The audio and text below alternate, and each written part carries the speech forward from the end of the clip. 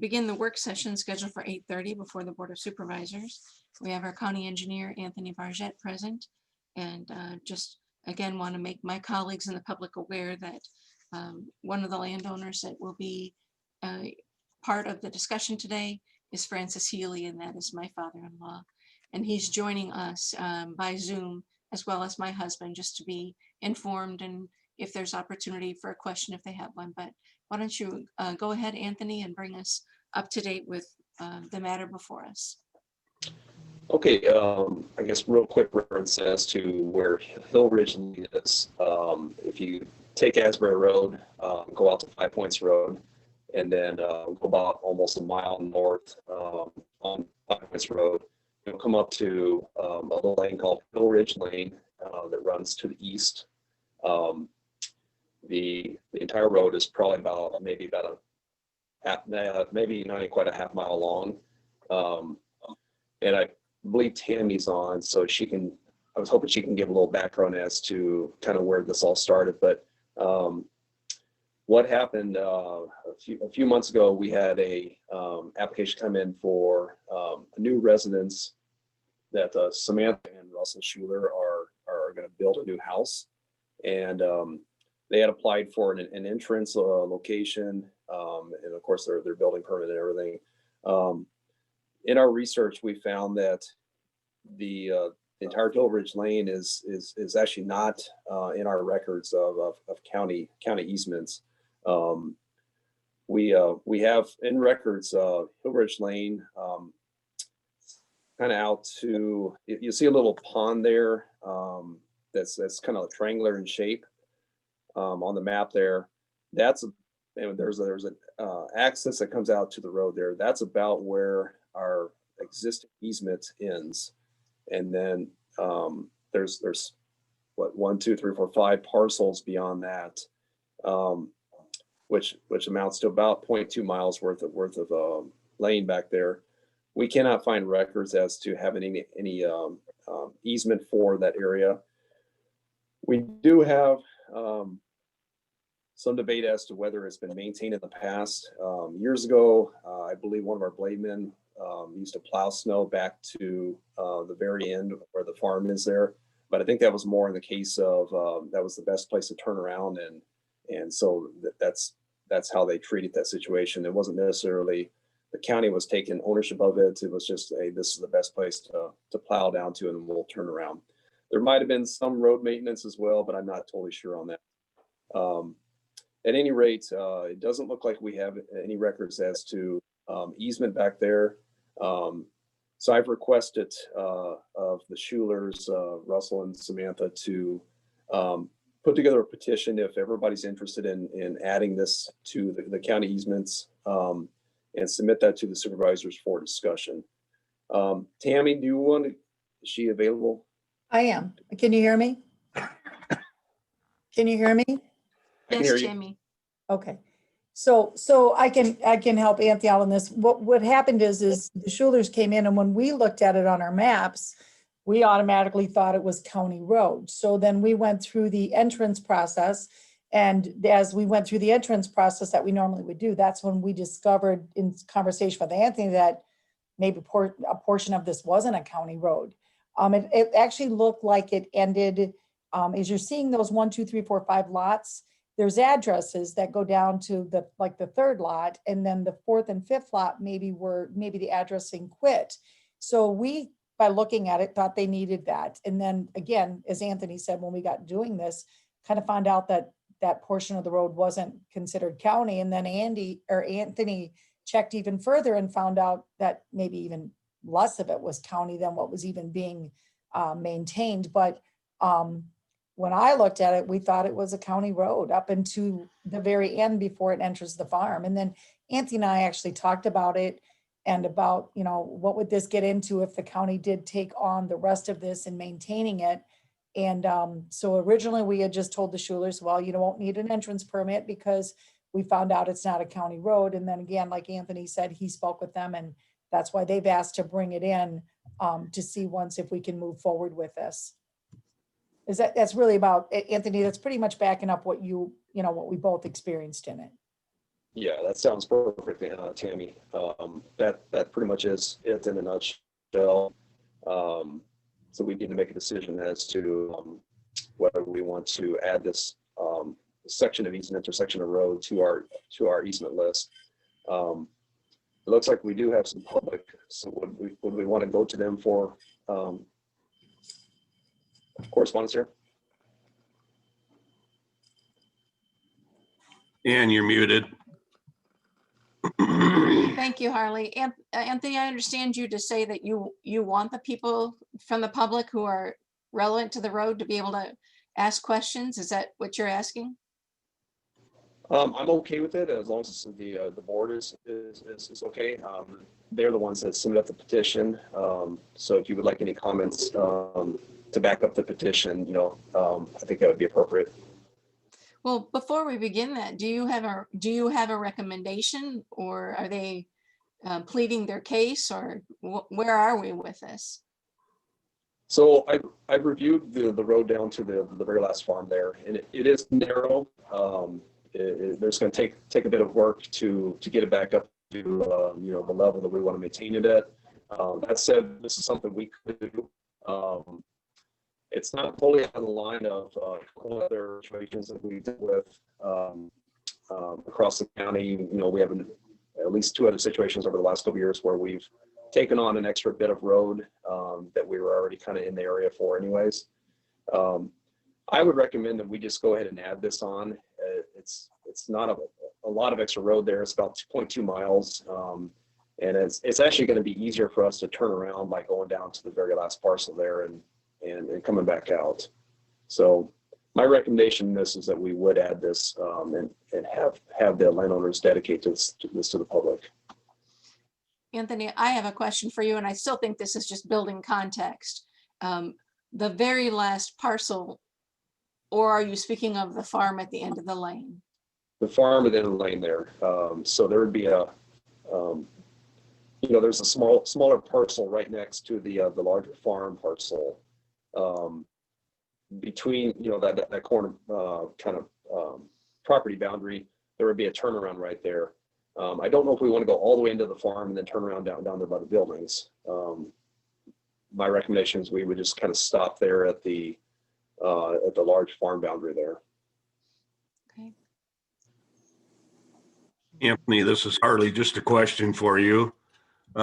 This is probably going to open up a little bit of a can of worms maybe, but we just kind of had the same issue with Creek Valley Road several years ago, where the county had maintained that all the way down to the end, and they changed it to where they only go about halfway down it now.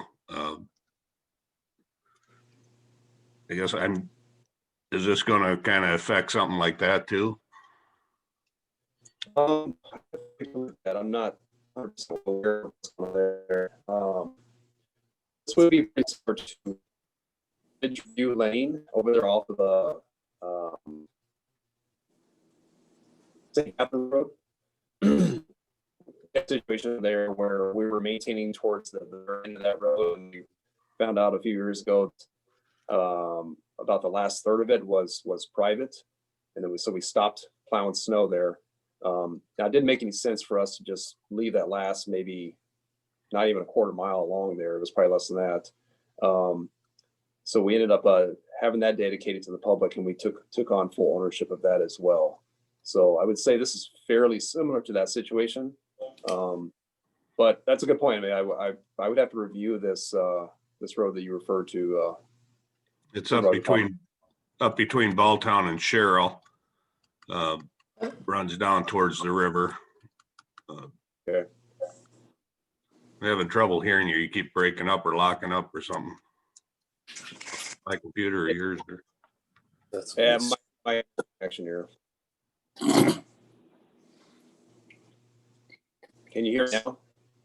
Yes, we can hear you, but you are breaking up, so it's not consistent. You're a bit garbled. Okay. So maybe we, Supervisor Wickham, did you have any questions or anything you wanted to ask preliminarily? No, I think Anthony covered most of the items, and we have had, at least in my term, one, if not two, roads that we've extended service on. But I do understand what Supervisor Potoff is mentioning. We still do have a lot of private subdivisions out there that are also taxpayers that might want to see if we can maintain their roads as well. But at this point, I'd be interested in hearing any public feedback or interest. I do know there's a couple questions about on the road itself, whether or not the farm lane will be maintained. I would like to have my father-in-law, Francis Healy, be able to ask those questions. And I know Mr. Schuler is here as well, and he may have some questions as well. The fence line was established more than 51 years ago, and that fence line, I think Anthony presents, it's a bit, it creates the narrowing of the roadway as well. How would that be determined, where the lot line actually is, and where would the road be maintained due to the length of time that fence line's been there? With, obviously you can see that it's heavily wooded. Yeah. Okay. Can you hear me okay right now? Yes. Yes. Yeah, that is a point that we need to talk about. So the fence line is in there fairly tight. We believe the existing Hill Ridge Lane to the west that we maintain is 66 foot of right of way. So ideally, we'd like to see that 66 foot of right of way extend all the way down to what we would accept. But that would be well outside of that fence line area. Now that said, the road pretty much drains away. It doesn't really have any ditches. It kind of falls away on both sides. So I believe, if we were able to get it widened out a little bit and just maintain the top, that I don't think we'd have to mess with the fence lines too much or create any kind of ditch work to convey the flow.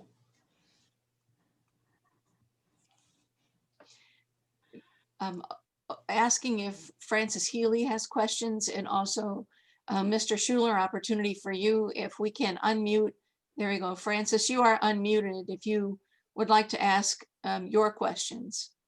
Well, I wanted to just provide a little context for that road is platted all the way to my property line, the red line there on the east. Also, that was done for several years. I won't say how many. They would come down and grade right down to my property line, turn around where you're proposing to do it now, and went back. So that was done for some time. I would say that the road's not challenging. It doesn't have a bad slope, and it does drain. I've been grading it, of course, in the last few years, and grading a small ditch on both sides to the water to get off. So in my view, of course, it doesn't really need anything but a little graveling and a little widening and to maintain. One problem we have out here is the big John Deere grader comes, and it's big enough to do the whole road in one swipe, but that's not good for the road because it leaves no crown. So when he grades it, if you could grade a little crown on it, that's really all it needs. It's only draining water from about that third lot. The hill tops there, and so the water drains from there down that hillside, the last 3 lots. And that's one thing, we would have to widen out the road to probably around 22, 24 foot wide, so the grader can actually establish a crown on it, because otherwise his moldboard is too wide to be able to cut a crown in how narrow the road is now.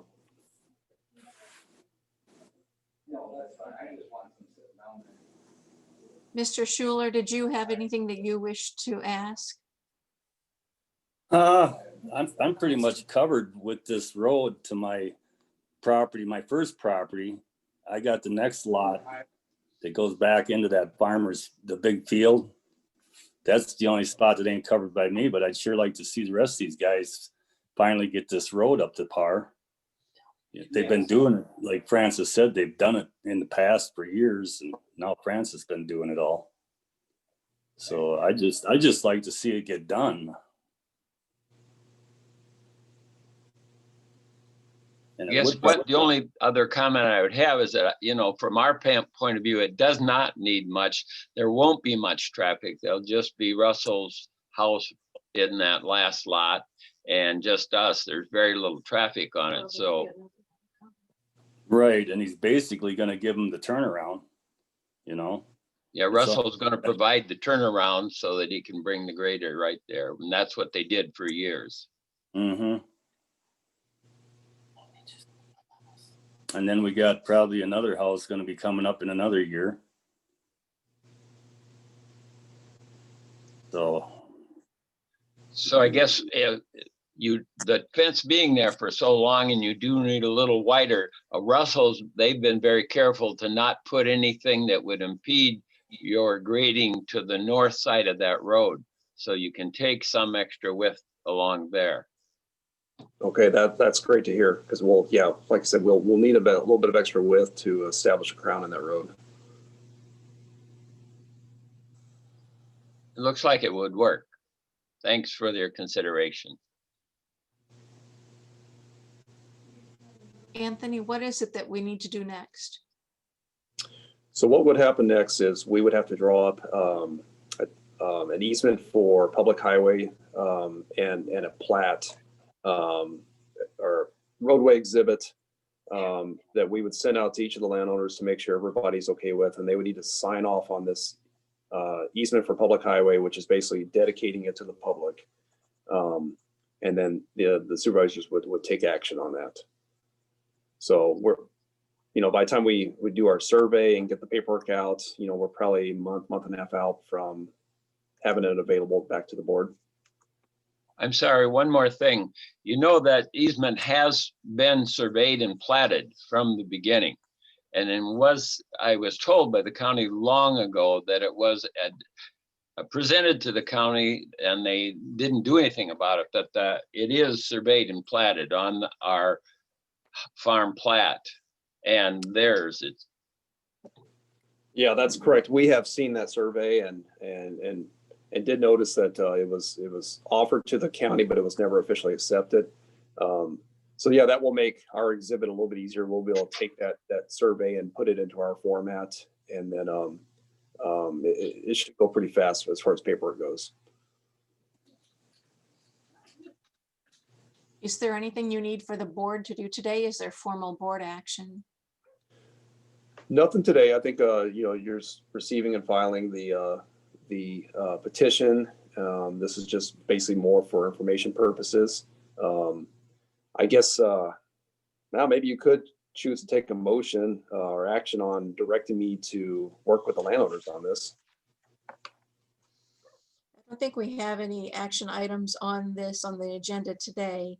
They'd be prepared for next Monday.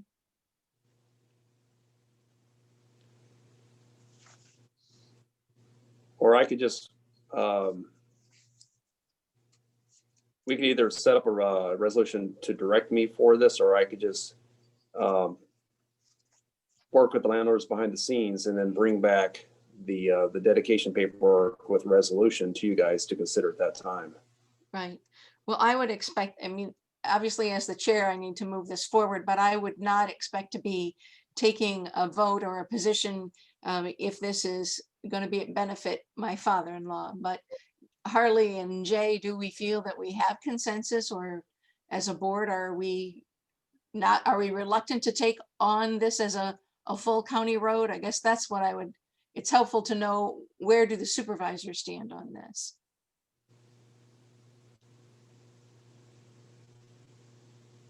I wouldn't have a problem with it, and the way it sounds, it was already surveyed. It just never was accepted by the county for some reason, if it just fell through the cracks or whatever, but things that's already surveyed as a county road. I think we need to move forward and get it straightened out. I Supervisor think there's Wickham? a precedent for doing this. The other thing I would mention, I would like the full board to vote on this. Dubuque's still a relatively small community, and most of us have lived our whole lives here. So if we stop voting for things that have some sort of conflict with the 3-person board, that makes it very difficult. So we have consensus then to go forward, Anthony? Sounds good to me. So it sounds like that, with that consensus, I'll go ahead and start drawing up the paperwork and then bring this back for action in the future. Very good. Any last questions from Mr. Schuler or Mr. Healy before we conclude? No, I sounds good. appreciate your time. Thank you, Mr. Schuler. Thank you, Mr. Healy. Thank you, Harley. both. Thanks, Ann.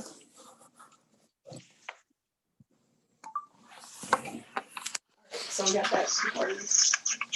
Okay, so we have completed the work session at 8:30. We will go into our board session at 9 o'clock. Time for, Anthony, do you have anything Motion to else? recess till 9.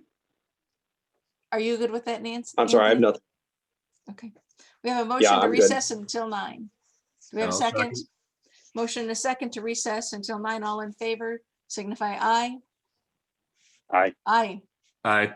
We are in recess until 9 a.m. Thank you. Thank you, Anthony. Thanks, Anthony. Yep, thank you.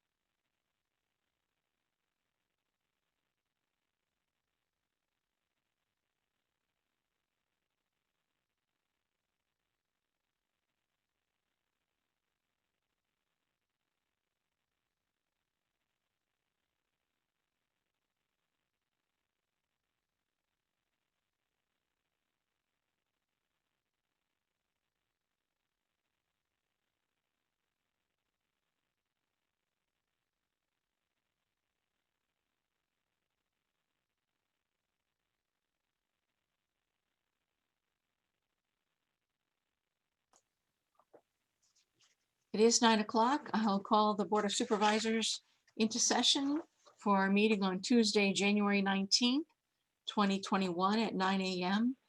Conducted both in the board chambers on the 4th floor of the courthouse and also virtually by Zoom with information published on our agenda. At this time, there's opportunity for public comments.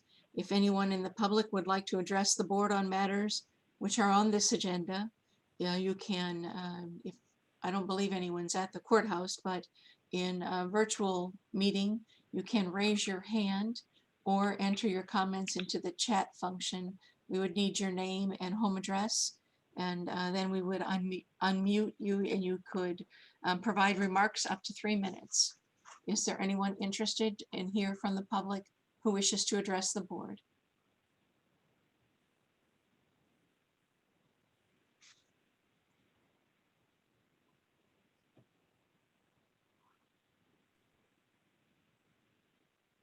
Chair McDonough, nobody has indicated they would like to make a public comment at this time. Very good, thank you. We will move on then on through the agenda. This probably will be a short meeting. There are no proclamations for us to address. Item 2, there are also, the minutes are not yet prepared for the previous meeting, so they will catch up to us next week.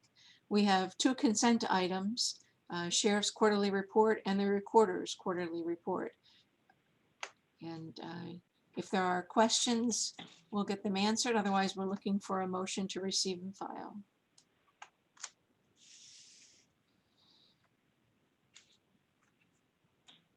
Is that the correct motion to receive and file the consent items? Yes, that is correct. Okay, we've been doing it wrong for 6 years then. What is, well, Jay, what is the motion you would prefer? I don't know what's correct. I can tell you what we've done in the past is to Okay. make a motion to approve the consent items, but you know, I'm just asking. I don't know 100% of the official law procedures if there are such a thing, but that said, I will make a motion to approve the consent items and to receive and file the consent items. I would second that. We have a motion and a second to approve the consent items and receive and file the consent items. Anyone, all in favor signify by saying aye. Aye. Aye. Aye. Motion carries. Thank you. Just interesting note, Supervisor Wickham, in preparing for this position of chair, I asked the auditor of 30 years, what rules did we use? And she said, we don't have anything even written down. You probably know that from your time as chair. So we try to go by what we've historically done in the past as best we can. So thank you for the information there. So Chair McDonough, this is Mary Hobble. yes, We do have always done the consent items by motion to approve, not to just receive and file. okay. So let's have that there as a suggested motion item next time, Dawn, so we won't have issue on the agenda. Sound good? Thank you. We'll move on to the procurement procedures, and we do not have any of those before the board today. There are also no public hearings and no plats to be approved. We do have some action items. Item number 7 is the action items where the board may approve, deny, or table any of the action items. A is resolution to approve the hiring of deputies, assistants, and clerks. And it looks as though we have a resolution to that effect. I would make a motion to accept. I will second that. We have a motion to accept and approve the resolution for the hiring of the positions at Sunnycrest. We have all in favor signify by saying aye. Aye. Aye. Aye. Motion carries. Thank you. The next resolution is to approve the DARE semi-annual status report. Harley, are you familiar with the DARE report? I'm assuming you would be from your time at law enforcement. It's a grant through the state. That the Governor's Traffic Safety filed monthly, but it never went to the board. It just filed right directly to the state. The DARE, I think, has to do it a little different. Right. This would be their semi-annual report to us. So if there's no questions, looking for a motion to approve the resolution. So moved. We'll second that. Motion and a second to approve the resolution approving the DARE semi-annual status report. All in favor signify saying aye. Aye. Aye. Aye. Thank you. Motion carries. Next resolution is to approve Conlon Construction contract for the jail dormitory renovation. We have in, it seems, the final numbers, and we have a low bid. Is Sheriff Kennedy with us? Does he wish to make any comment? Yeah, I'm here. Thanks, Ann. So we got 3 bids. One was from Tricon Construction. Bid amount was $656,000. One was from Portson Construction, $609,000. One was from Conlon Construction, $558,000. So we had our construction management firm, Samuels Group, review the bids, and upon review of the bids, they have recommended that we go with Conlon, who is the low bidder. Do we have any questions for the sheriff? I have nothing. Looking for a motion to approve the resolution. I would make the motion to approve the resolution for the accept the bid. We have a motion. Do we have a second? I will second the motion. We have a motion and a second to approve the resolution awarding the contract to Conlon Construction for the jail dormitory renovation. All in favor signify by saying aye. Aye. Are there any opposed? Nay. I've also voted aye. So that is a 2-to-1 vote. Motion carries. Thank you. Thank you. The next motion is to reallocate the COVID CDBG funds. And there was a memo in our agenda packet from Ed Raber as interim director, setting forth the criteria and the history, giving us context to this. This morning, I received an email indicating that the auditor would prefer that we not proceed with them. We need to have they wish to have us have a resolution. Ed, are you there? Is that the status? And we need to I am here, table. Supervisor McDonough. So internally, we had discussed this possibility starting last month.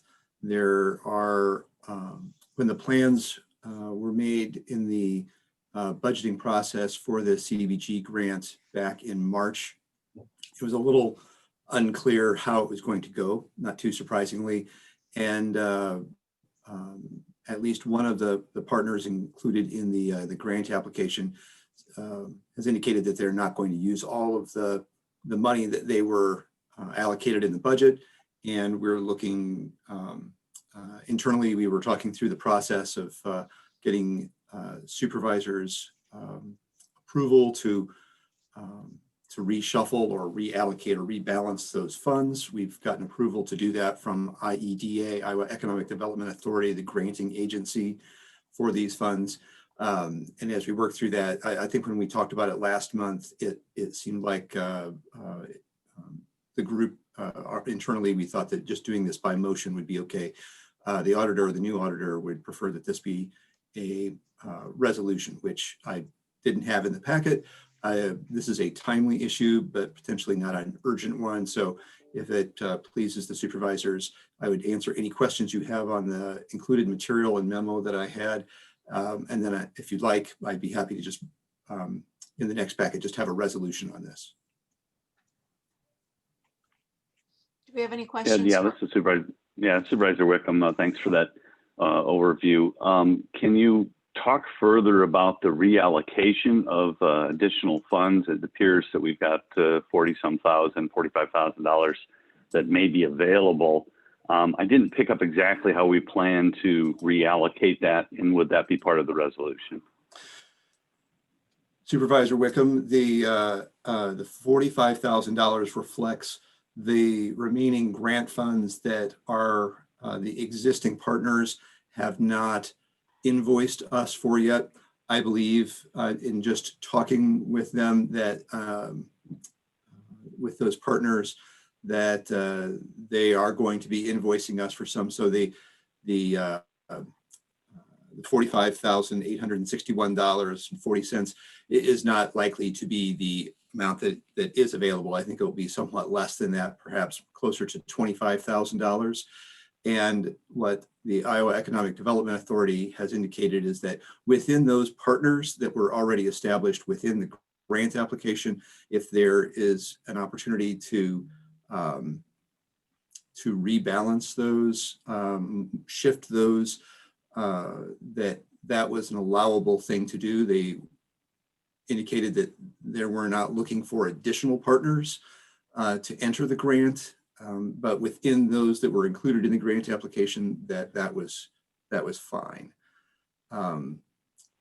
Okay, maybe two things. One, whoever's running the display, if they can get to the right page, that would be helpful, or at least somewhat the document we're describing. We're no longer on the jail dormitory. And then I would love some board discussion on, maybe we can resolve this now. And so if there is funds that are available, I'd like to definitely get them to the community. And so maybe, appropriating them pro rata based upon their original award as far as a percentage. I'd like to resolve that and have that be included in the resolution so that we can get this moving and get these funds to the needed group and the needed people. So let me talk, if that's okay, I'll briefly step through that and the reason for the recommendation that I made. In working with the Dubuque Area Labor Harvest, they're doing a project, their project and using their funds is a great one. They're delivering stuff individually to homes, and it's been a little bit slower than what they had anticipated. They've not yet submitted an invoice, but they have indicated that they have one and they will submit it. Whether or not they're able to use all of their allocation remains to be seen, but they did not need any additional funds. Project Rooted is a relatively new nonprofit that was started. Their operation that they were doing to fulfill this part of the grant, they actually shut down in July of this last year and sent us an email indicating that they were releasing the remaining $18,000 back to the grant to be reallocated.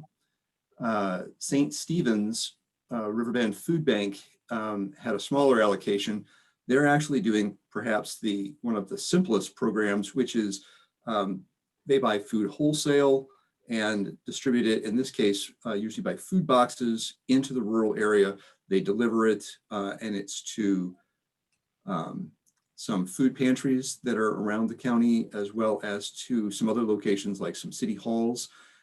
And through that network, people then come in and access the food, or someone from that food pantry may actually take that to some particular families. So Northeast Iowa Area on Agency on Aging was doing some meal deliveries this summer. They have used all their funds and they're at this time not doing any more of that particular kind of activity and have not requested any additional funds. The Double Up Food Bank, Double Up Food Bucks program is one that is making their program available at 2 Fairway stores in the rural part of Dubuque County, in Piasta and in Dyersville. And they have not quite used up their allocation. We've talked with them. I talked with them about, did they have capacity for more? And this seems to be about the right amount of resources for them during the grant period. Dubuque County Health and EMS, they had some money for PPE and they have not used that. They've used some other funds, and that is an additional $8,000 that may not get used. Other PPE purchases that we've made have come from other grant funds. And the Region 8 RTA was doing some of that home delivery for the Northeast Iowa Area on Aging. And I think that they actually will either may have another invoice for us to close out that $785, or if they really don't, they may just relinquish that back into the grant to be rebalanced. So based on those partners, those are all of the partners. The one that stands out as somebody that can quickly and very economically deliver food into the rural area for those that are being impacted, continually being impacted by COVID, is appears to me to be St. Stephen's Riverbend Food Bank.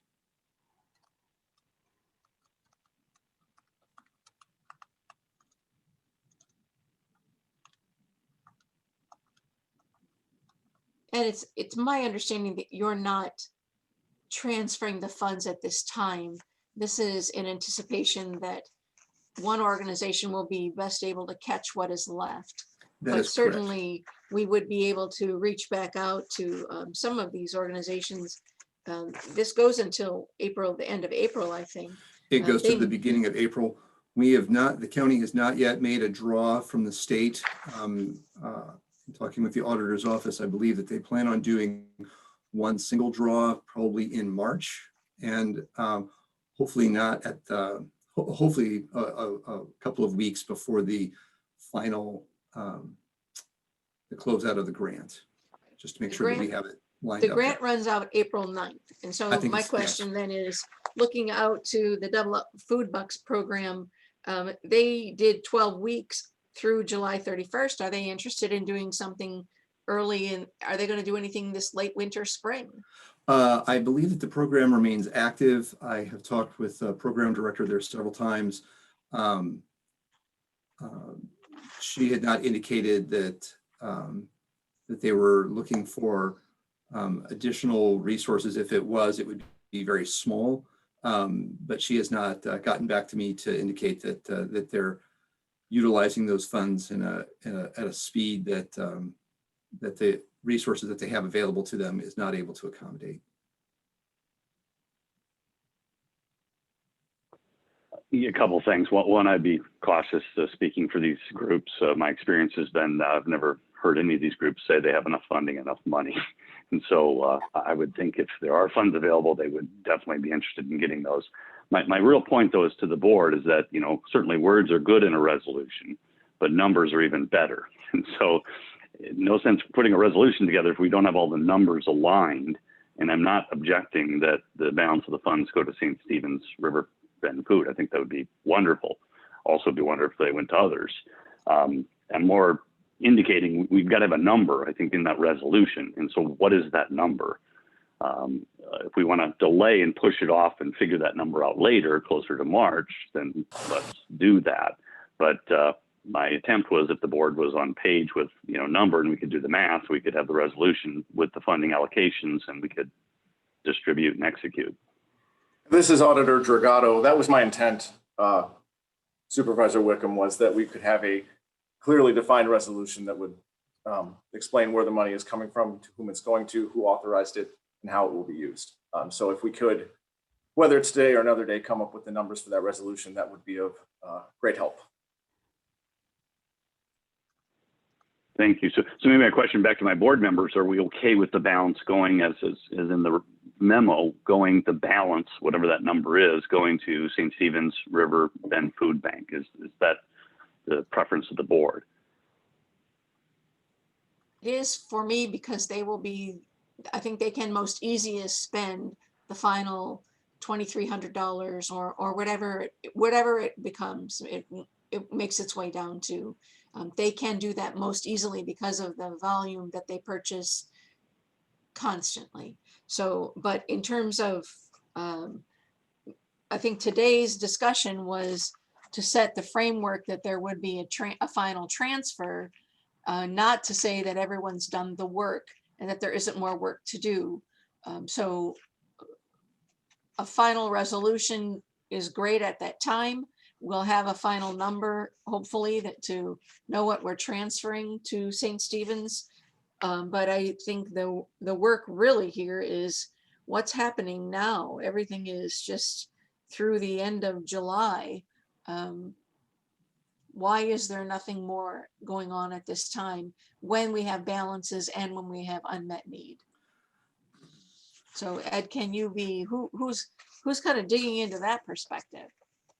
In working with the program partners, some of them took a while to actually just send us an invoice for the work that they did this summer. And these were expansion projects. They were not their normal things that they were doing. And some of them just quit doing that, but finally got around to invoicing us for the work that they did do in that time frame.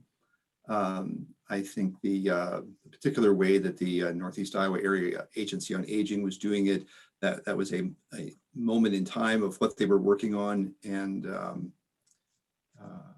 the Double Up Food Bucks program is actually the probably one of them that did not actually get going until this fall.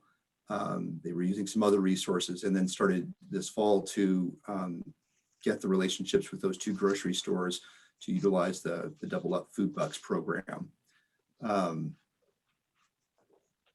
What I would like to see is, I think today, the motion probably is to table, but I would like to see this. This is great education. I'd like to see us bring this back in March when we're closer to the end to see if these folks have stepped up to take full advantage of the funds that the county has pulled down on their behalf. And then we'll see where our balance is. Supervisor McDonough, I would say that the need to, I am certain that there are notable resources that probably will require some sort of rebalancing between these partners ahead of March. The project is supposed to be completed by then, so I would be happy to work more closely with them, as Supervisor Wickham pointed out, to see if we can get closer to an actual number of how much that will be. But the timeliness to this would be to let any agency or partner know that that they have those funds to work with, and they could actually do that work in January, February, and March, so that they're completed by then. Certainly at the end of the program, we will have a public hearing, and we'll try to provide some additional information back out in a memo about how did the program go and what happened in it, in a little bit more detail than this. Could we move the screen forward and show the motion that's on the agenda for today?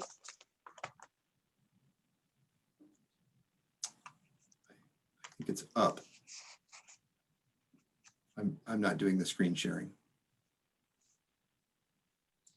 Ed, is there a way we could reach Excellent. out and have them try to get their invoices in, say in like 2 weeks, that you would be able to get this moving a little sooner? We continue to reach out and work with them, so I will continue to do that. I will see if I am able to do that even for next Monday. Okay. It required. They're all been fantastic partners, and they're all doing great work with this kind of resource from here, as well as other community resources. And it's just taken a little bit of prodding and working with them to make sure that we're all getting the correct sort of invoices in. Yes. Is there a need for us to make some kind of formal action for you to let them reallocate between themselves to use up other people's money? I mean, is this some kind of are we handicapped by wrapping up these funds and reallocating without some kind of board action?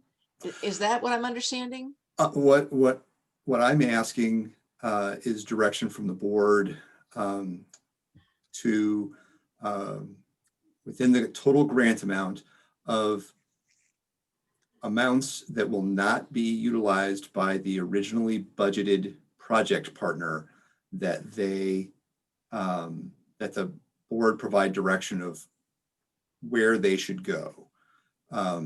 So I'm hopeful that I may be able to give a slightly more definitive number the next time you meet. However, if there was also an opportunity, if something happens after that, anybody that has not used their funds, if you directed us, we would be able to just shift those as we went along, as we understood that they were going to become available. We could also bring that back on a weekly basis to you if that would please you. I guess my thought was to see if any of my colleagues are interested in moving to table this for 30 days. I believe that 30 days would not give any of the partners adequate ability to actually do that reallocation.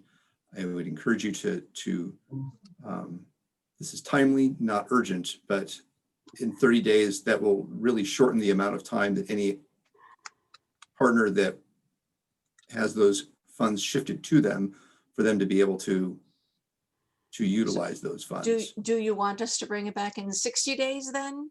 No. I would like to do it as quickly as possible. So say next week. What I'm not interested in is having another conversation where nobody's responded and nobody's done anything. So let's table it for the proper amount of time to get a report that shows us where we're headed. And if you think that's 1 week, great. If it's 2 weeks, that's great. What do you suggest, Ed? Well, can I jump into some questions, comments? So, yes. So what is the contractual or understanded term of these funds from the county to these entities? What is that timeline? Is there, I see our agreement with the state was through April 9th. What is the county to these organizations? What is the understanding and expectation?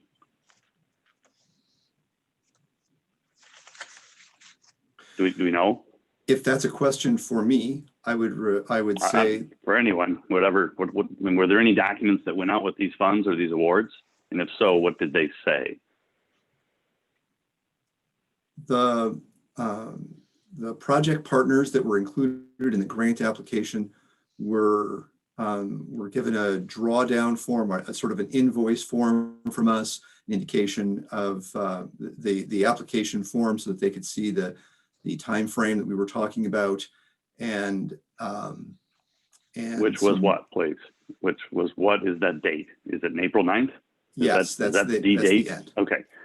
All right. So that helps me. So the agreement that we have between the state and or the partners is that these funds would be exhausted, used, maybe invoiced. We'll figure out those languages by April 9th. Is that the understanding? Yes. Okay.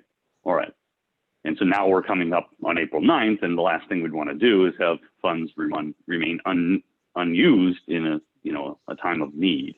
And so we're trying to right size that. Is that correct? Correct.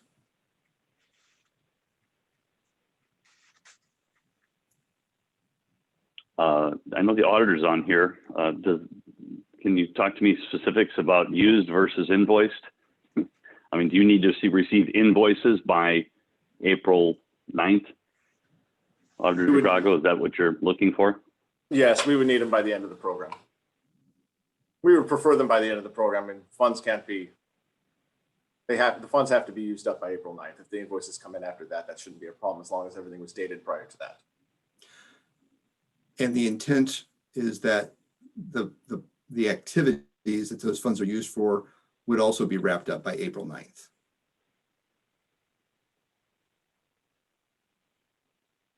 Okay, thank you. That gives me some context. So now we're talking about just the next couple months on whether we want to give this group more time to use the funds and get the awards out, or if we want to change course. And then we're still working on what the number would be if we do change course.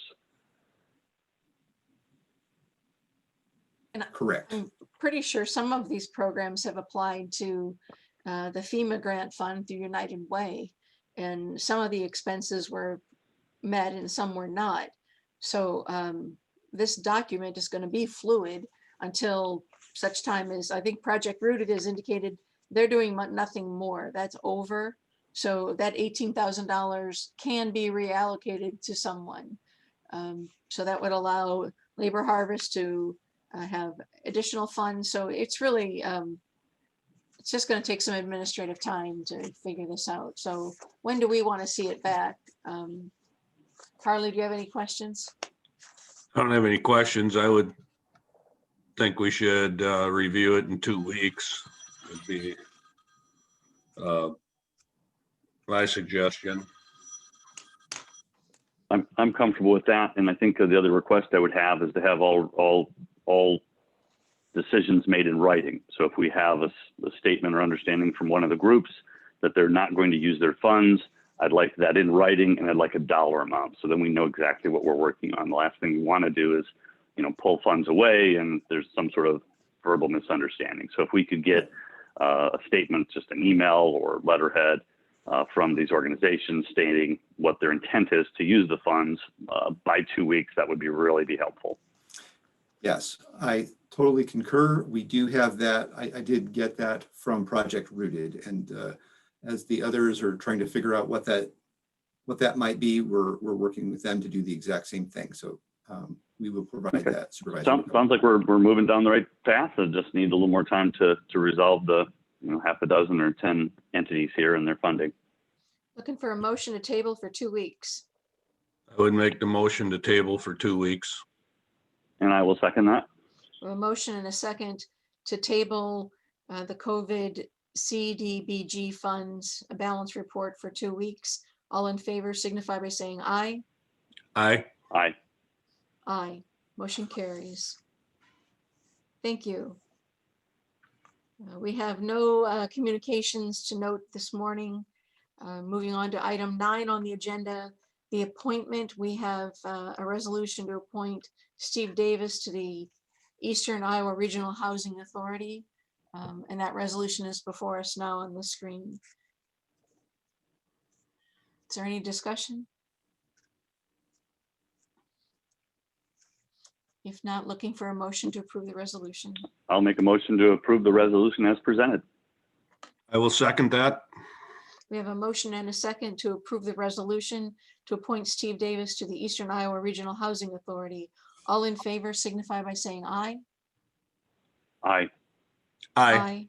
Aye. Motion carries. Thank you. The next item under appointments is notices of open vacancies with the informational purpose only. It's good to see that it's been updated and that there's more work to do. Any specific questions regarding this? Otherwise, we'll move on. Thanks for getting that together, Ed. I did not do this. Oh, okay. Is this Tanya doing this now? I think so, yes. Very good. Okay. But she appreciates that. She's not on the call, but I'll let her know. I do know that one individual that I spoke to, Mr. Wagner, indicated he had applied for several boards and commissions, and he has interest on serving on Sunnycrest, but I don't believe he put that in his actual application title. Perhaps we could reach back out to him and see. So very good. Moving on, personnel requisitions, which is item 10. There are none for this meeting, and we have no tabled and pending items. Unless there's something that I'm missing, we'll go to public comments. At this time, anyone may address the board on matters of which are concerned to that person that are not on the agenda. And again, you would state your name and home address. If no one's in the boardroom, you would indicate you wish to speak by raising your hand or posting in the chat box your name and address. We would allow up to 3 minutes for those comments. If anyone would like to address the board, this is that time.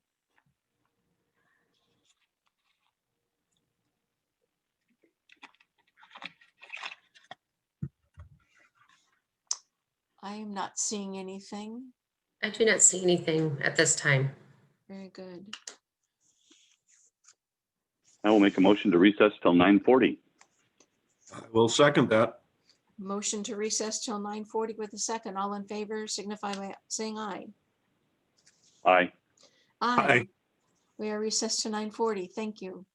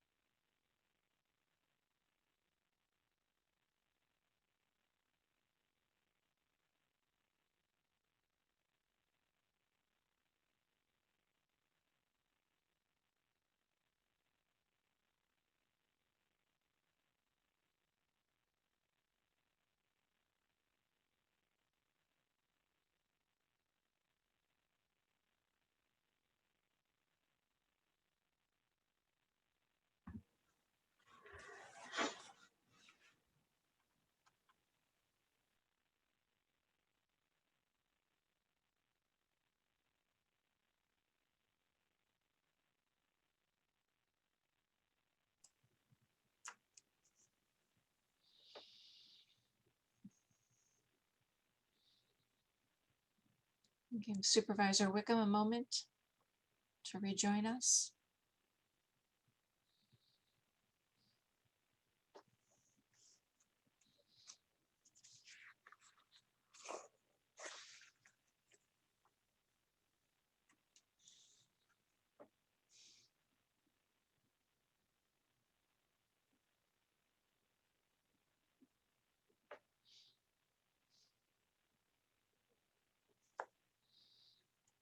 Call the Board of Supervisors back in session.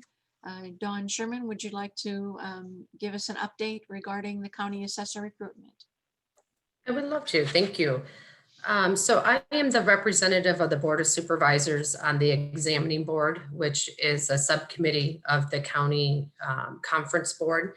And we were recently notified that Dave Kubik will be retiring at the end of March. And so recently the conference board did adjourn to allow the school district to select their representative to the 3-person examining board. So that board consists of myself, the school district representative, Rick Till, and also Beth Bonds, the city administrator for Asbury.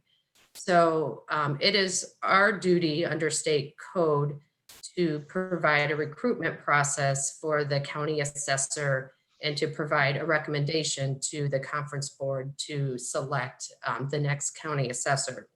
So we did meet as an examining board on January 13th to discuss that project. At that time, we decided to reach out to the Iowa Department of Revenue. They maintain an eligibility list. All candidates are required to pass the assessor exam that is administered through that department. So we did obtain that list, which had 91 eligible candidates. And so what we did is we put together a job posting, and that is currently out there we're accepting applications for that. And we did mail out a notice to all 91 candidates, letting them know of our upcoming vacancy. So what we will be doing as the examining board is we will be meeting next on February 12th. We will go into closed session to review the applications at that time and select our top candidates to interview. And then what we will do is we'll go through those interviews in a closed session. We will make then our recommendation to the full conference board, and it is up to the conference board to make that final selection. We are just providing a recommendation for that. So we are accepting applications through February 5th at 3 p.m.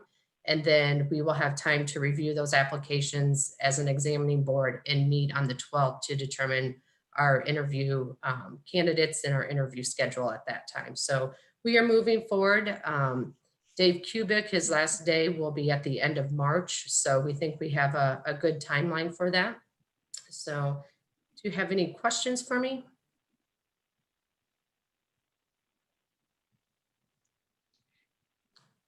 I appreciate the time to give Dawn, you may have mentioned this, but the final decision on hiring the county assessor, can you restate that for me again? Yes. What body or person does that? Yep, the examining board will make a recommendation to the full county conference board, and it is the county conference board who makes the final appointment to as county assessor. We just provide a recommendation. Okay. Right. And our Thank county you. the county conference board is meeting on Wednesday, February 3rd at 3:30. Will you be able to be present just to give the same update to all the parties there as well? Yes, I'd be happy to. Okay, thank you. Any questions for Dawn? I appreciate you doing this. Thank you. Harley, you're muted, so if you just unmute and have a question. Sorry about that, Ann. Sure. Just for clarification, the Board of Supervisors has one vote and the school district has a vote. And what other entity has a vote on that? And there are 3 entities or? Yes, The cities. Oh, the city. Okay, sorry, yeah. All right.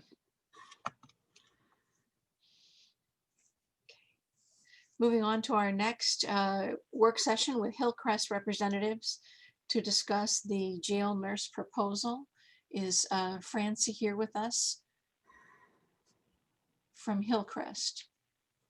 I am on, Ann, and I believe Carrie Merrick is on as well.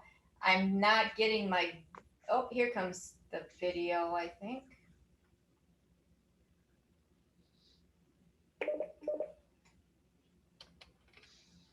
Can you hear me? Yes, we can.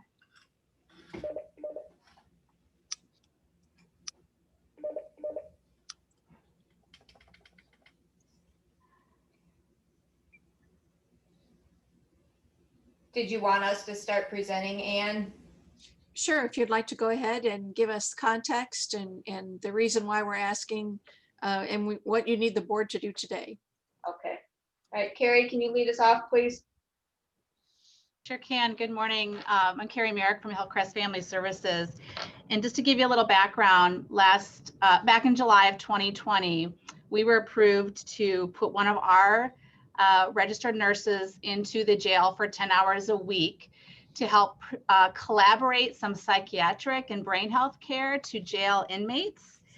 And we are seeing pretty quickly, and I know Captain Minster's on the call as well, and we've had some conversations about the project, and we're seeing quite quickly that this has been a very important project and a very successful project. And so one of the biggest benefits we're seeing is we are getting brain health services linked to these individuals while they're in jail. And then when they are leaving jail, they are established already with a psychiatric provider. So we're providing medication management, we're providing therapy services to them while they're in jail. And then when they are leaving, they have these services and resources already established. Bottom line, I think the project's successful. It's important. I think we're looking to see this continue. The proposal is to increase the hours, 10 hours up to 15. Again, and Mike Minster, if you'd like to chime in, but really we're seeing some success and some services getting to these individuals where they weren't able to get access before while they were incarcerated.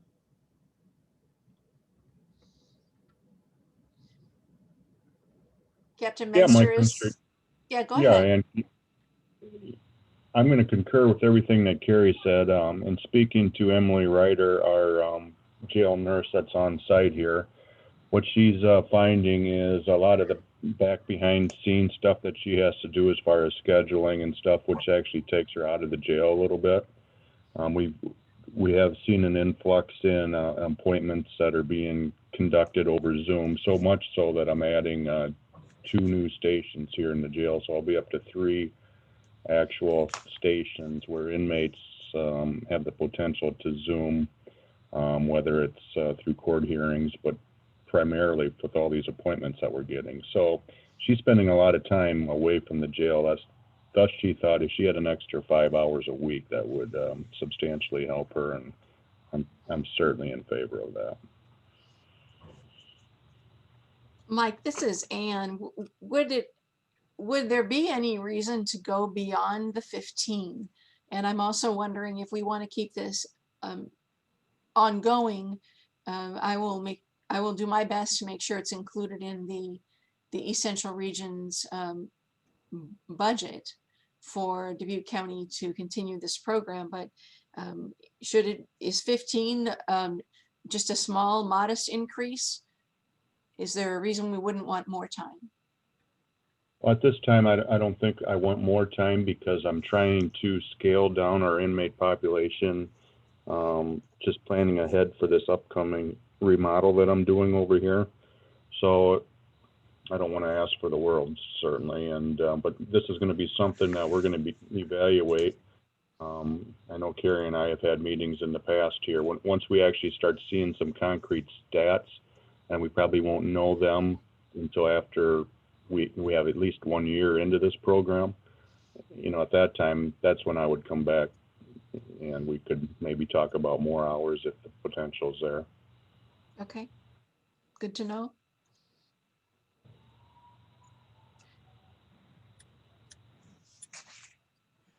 Is someone going to, or is that to me to put into context that this is a fund balance project So the reason that it is in the jail is it's through fund balance, Dubuque County fund balance dollars being spent. And that was this project was approved by this board previously, and then also by the regional governing board, that we were allowed to do this.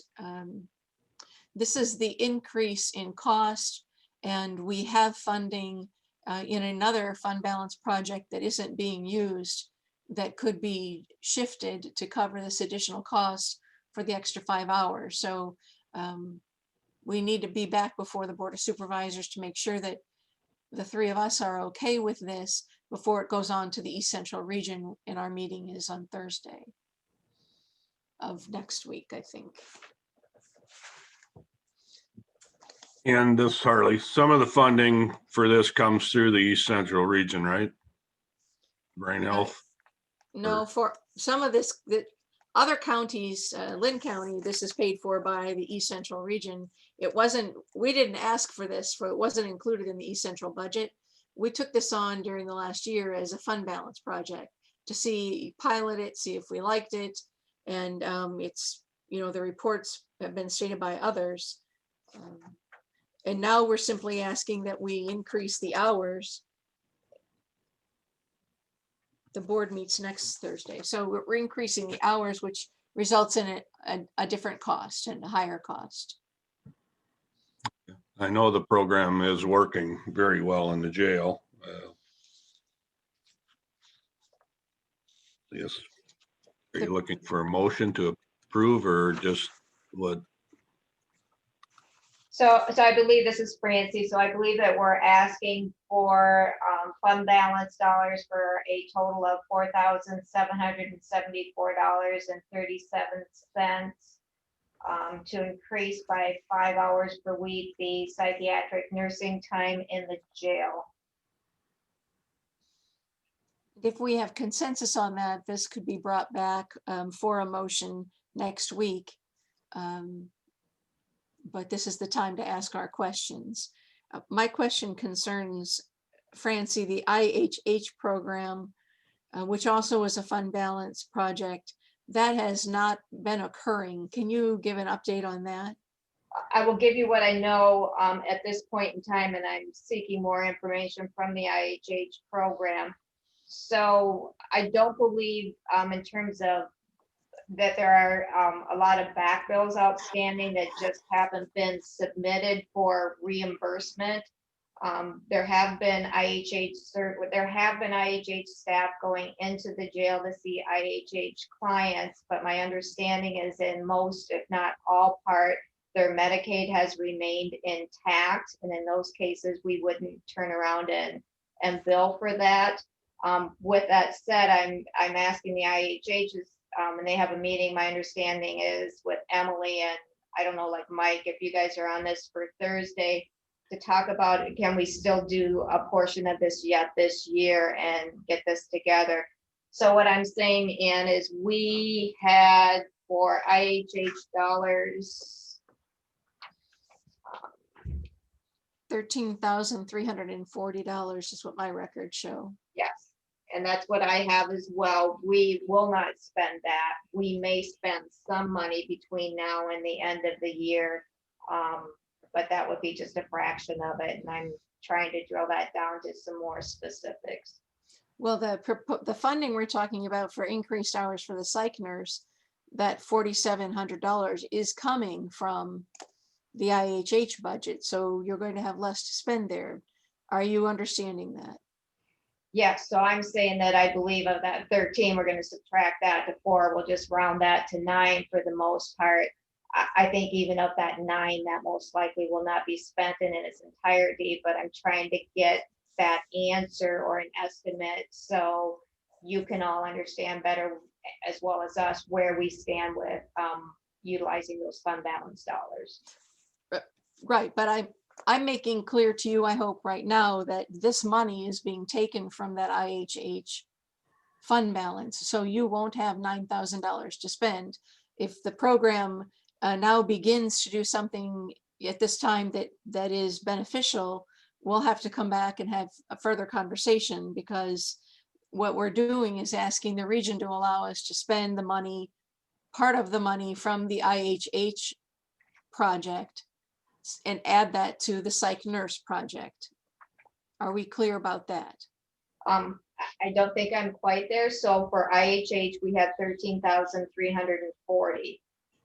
If we subtract the additional $4,777.37, isn't there in theory left that under $9,000 in the IHH portion? Yes, you can spend the remaining funds for IHH. I just don't, the allocation will have been reduced by this number. Yes, we are on the same page there. Okay, very good. Thank you. So do the supervisors have consensus that this is what we want to support in response to the jail's request? Yes, I was an original supporter of this project and liking the things I'm hearing and would like to continue to support.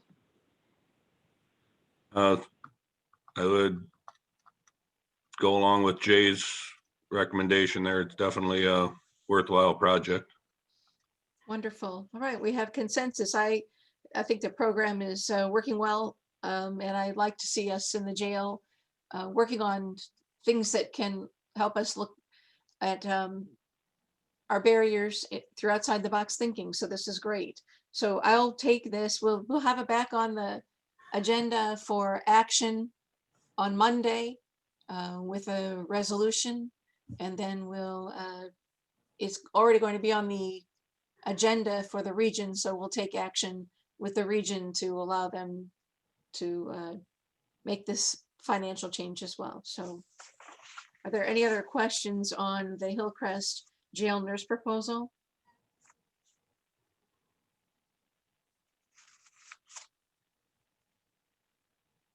I have nothing.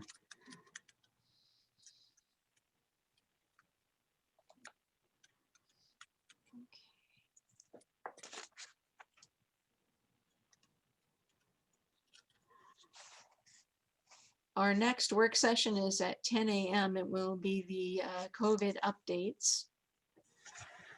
Thank you for entertaining our proposal. Francie, thank you. I appreciate you being here. I don't know if you're going to stick around for the 10:30. We have an update from Community Health Partners, or the Community Foundation Partners on brain health. What's happening in the community. So Okay, wonderful. we'll step away here for a 10 o'clock COVID update project. And we have a few minutes before we can begin, but Ed, have you been in contact with people? Who is it that we expect to get a report from?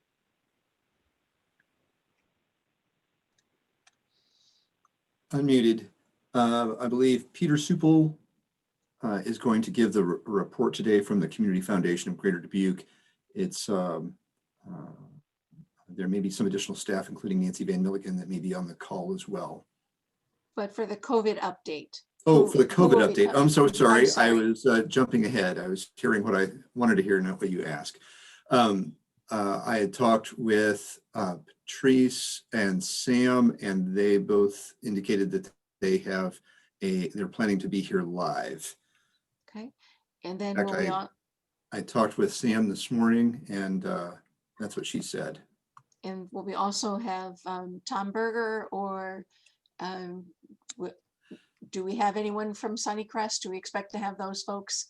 The VNA, who do we think is going to be here? Sunnycrest provided a email this morning, and I did not hear back if they were going to be on the call with anything in addition to the email that they forwarded. And I did not hear from Stacy if she was planning to be here, and I don't believe that Tom Berger has a report to provide. Okay, so the primary report will be given by Right. Patrice and Sam, and I have 10 o'clock now, so we can move ahead with that report as scheduled on the agenda. Patrice, are you here with us this morning?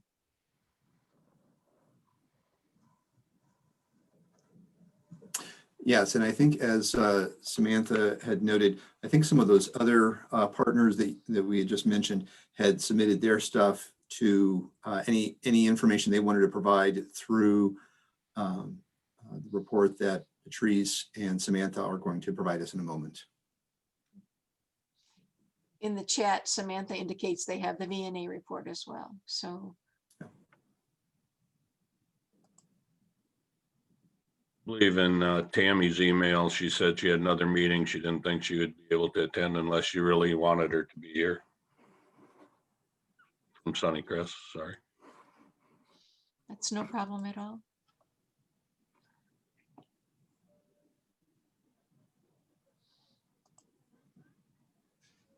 I see we have Samantha Cloth. She is muted. Yes, good morning, Samantha. Do you know the status? Are you giving the report? Do we expect that Patrice will be coming? Yeah, I just talked to Patrice a second ago, and we were planning on presenting like normal with the PowerPoint. She would do the report. So I'm just going to shoot her a quick email to make sure she's trying to get on still. Sorry about that.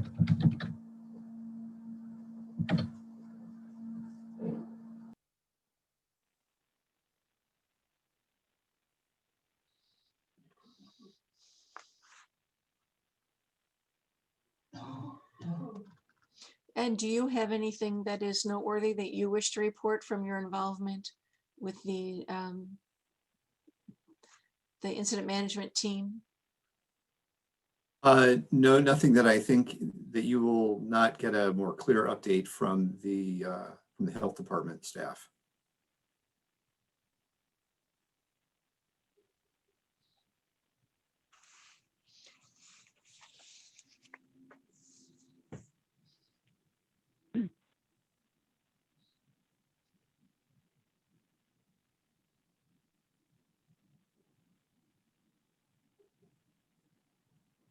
Looks like we should have Patrice on by phone. Can you hear us, Patrice? Yes, I'm on. Yep. Okay, Patrice, And well, Samantha, pardon me, I'm sorry. The floor is yours. Oh, okay. I'm sorry. Sorry about that. Well, good morning, everyone.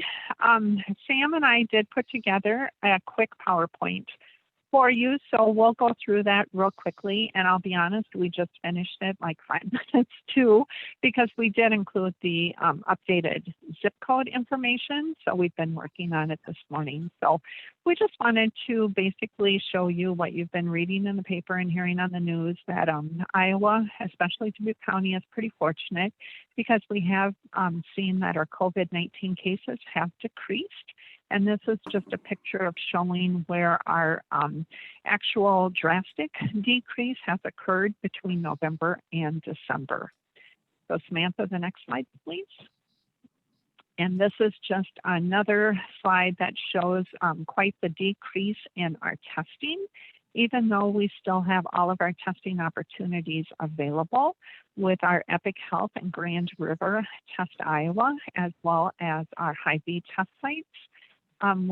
Those sites are all back to normal after all of our holiday readjusted schedules. They are back to normal with that, but we are seeing that there are less people going in to be tested. And again, with these two slides, we're also seeing a decrease in our hospitalizations, which we are very, very fortunate. But again, all of that updated information can be found on the Iowa COVID-19 website. Next slide, Sam.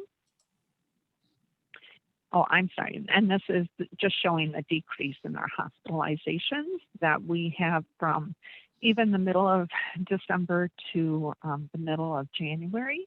We have cut those hospitalizations in half.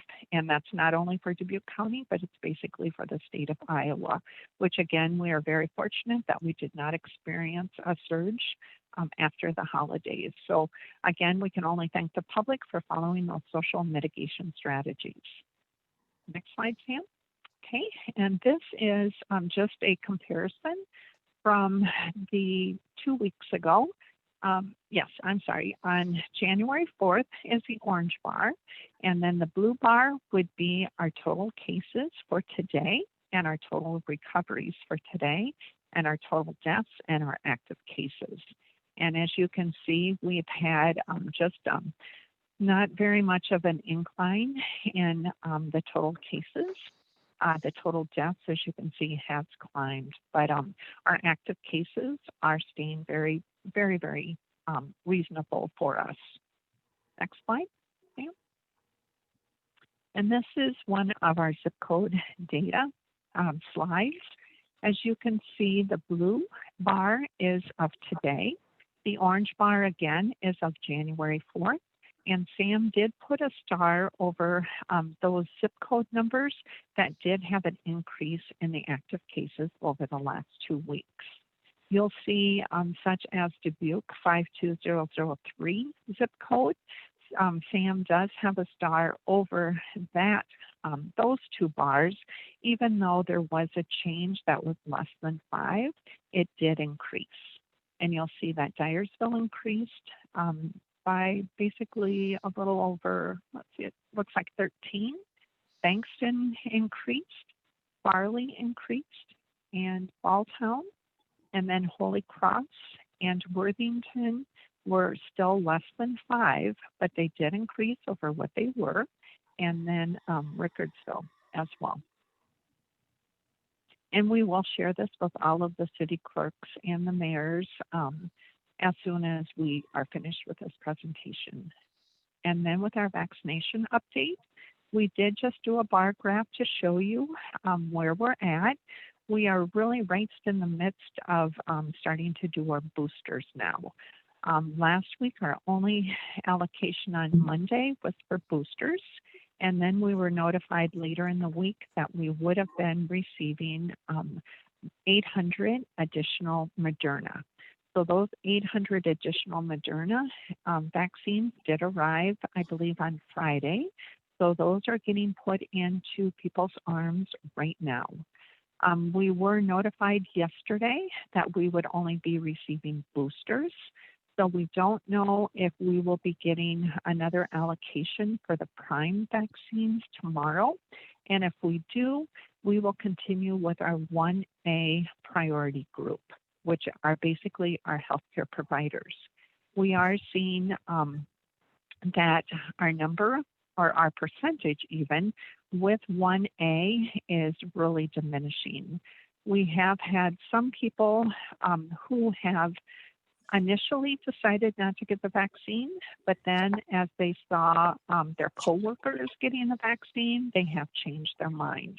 So we are catching up with some of those people who initially declined, but we are, again, still having a few of our physicians' offices that we are trying to vaccinate as well. But overall, I believe we probably would only have about 10% of our population that was identified in 1A that would still need the vaccine. So we are really hoping that we will get a large allotment tomorrow, that we can finish off 1A, and then we would really only need to be concerned with finishing off the boosters for 1A. And then if anyone who had declined initially changes their mind, then we can catch those people up, even if we are moving into 1B. But again, our COVID-19 website from Iowa Department of Public Health will give you all of the updated information for Dubuque County with our vaccinations. And again, that's updated every Monday, Wednesday, and Friday. And again, I just have to say that we have had wonderful partnerships with our hospitals and with our major clinics of medical associates, Grand River Medical and Crescent, as well as now we are meeting with them weekly, as well as our vaccine providers through our pharmacies that have signed up with an agreement with Iowa Department of Public Health. We have been meeting with them weekly as well. And all of our planning now is going to be focused on our priority group 1B. And Sam, you had that slide up just a second ago. And as you're all aware, the Iowa Department of Public Health has given us the directive that all of the counties in the state of Iowa cannot proceed to priority group 1B until at least February 1st. So the directive has been given to all of the counties that if you receive any vaccine allotment up until February 1st, but if you are finished with priority 1A, you need to refuse that vaccine. So that vaccine then can go to the other larger or highly populated counties that will still need the vaccine to finish off their priority 1A.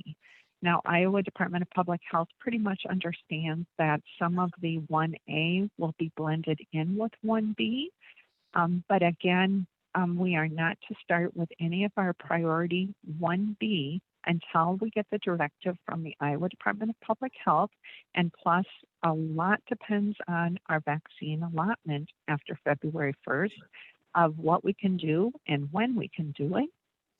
But they will give us the directive of when we can start. So the incident management team has been meeting weekly again with our vaccine providers of our Teresa, hospitals, our can clinics. I'd like and to our ask a pharmacies. question, Sure. if I might. This concerns Absolutely. category 1A. When I attend a homeless coalition meeting, so social workers working in the homeless area are being vaccinated as 1A by other counties. And so who else could be included in 1A that maybe we're not thinking about it maybe as creatively as other communities are? Because I don't want to send back any vaccine. We have, I think sometimes it's a matter of how you interpret 1A and who's in that group. And that's correct, Anne. We do still have a category in our 1A of our 10% population with some of our physicians' offices, as well as our counselors and our therapists. So we truly do, I'll just be honest, we never have any leftover vaccination. They're all going into people's arms by the end of the week that they receive them, which is really, we're very, very thankful for that. But we do still have that pocket of that 10% of our 1A that as we receive our allotment of vaccines, then we will be pulling those people up. And part of that group does indeed involve therapists. I can't really tell you offhand how many social workers we have identified in that group, but as we get the vaccines, we will be bringing those people in to get their vaccines. Correct, but you indicated that we can't do anything in 1B until February 1st for some reason. The IDPH has determined that. And what I'm asking you to do is any vaccines that we get before February 1st, we continue to fill out 1A in as creative a manner as we can, even during that time. Wouldn't that be a good suggestion?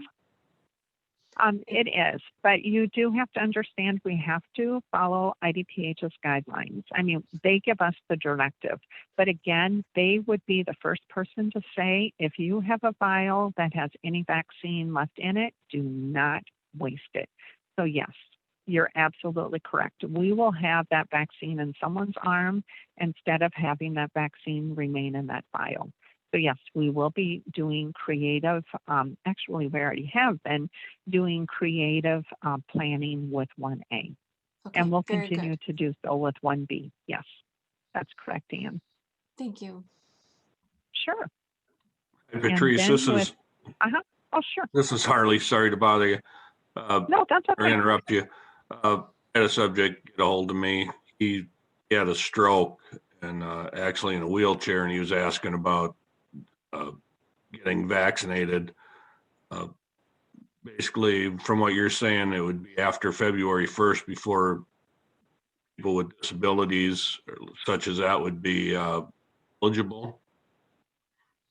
I can't say that a person with a stroke would fit under 1B. We are still getting clarification from the Iowa Department of Public Health for a definition of what is a disability.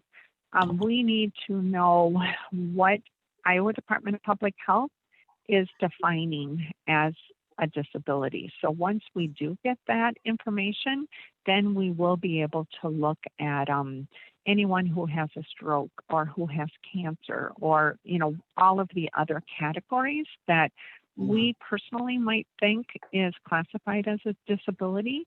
But if the Iowa Department of Public Health comes back and says for 1B, no, this is our definition of disability, then we will have to follow that. But if a person is 75 and older, then absolutely, they would be included in 1B. So, and I'll be honest, we have received, and I'm sure everyone has, numerous emails over the weekend and phone calls that the incident management team, again, as you know, we meet on a daily basis.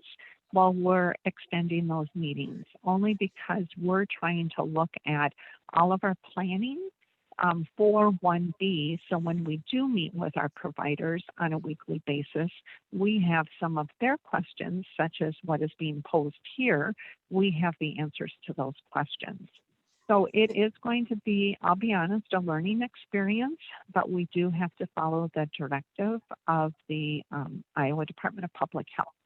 So I don't know, Harley, if that answered your question or not. It does. I just trying to get some kind of a timeline for him. I told him just to stay in contact with his doctor, and I said we really didn't have a timeline. So it seems like a whole lot of micromanaging 4,500 vaccines. You know, the truth is the vaccines haven't been coming. Isn't that the case? I mean, at this pace, we are going to be at this a couple of years. So, you know, unless there's some magic that's going to be discovered by a new, a new White House administration, certainly the national news is reporting that the warehouses are empty.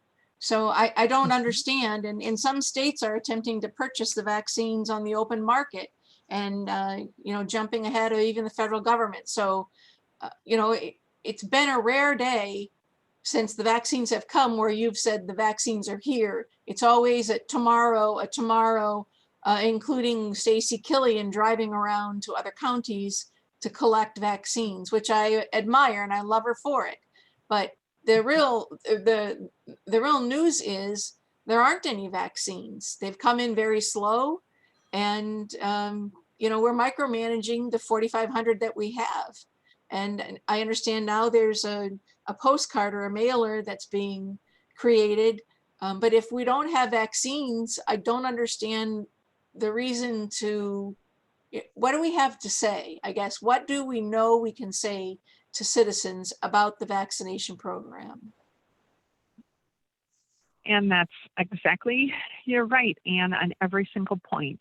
Right now, we have had a limited amount of vaccine. So even with 1B, we're getting two messages. We're getting one that, they might find the vaccine and we might be getting a much larger allotment. So we need to have our plan ready to go if that's the case.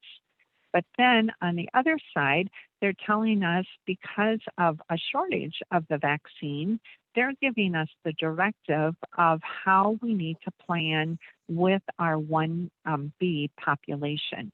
50% has to go to the elderly, and then 50% will have to go to the other categories or entities.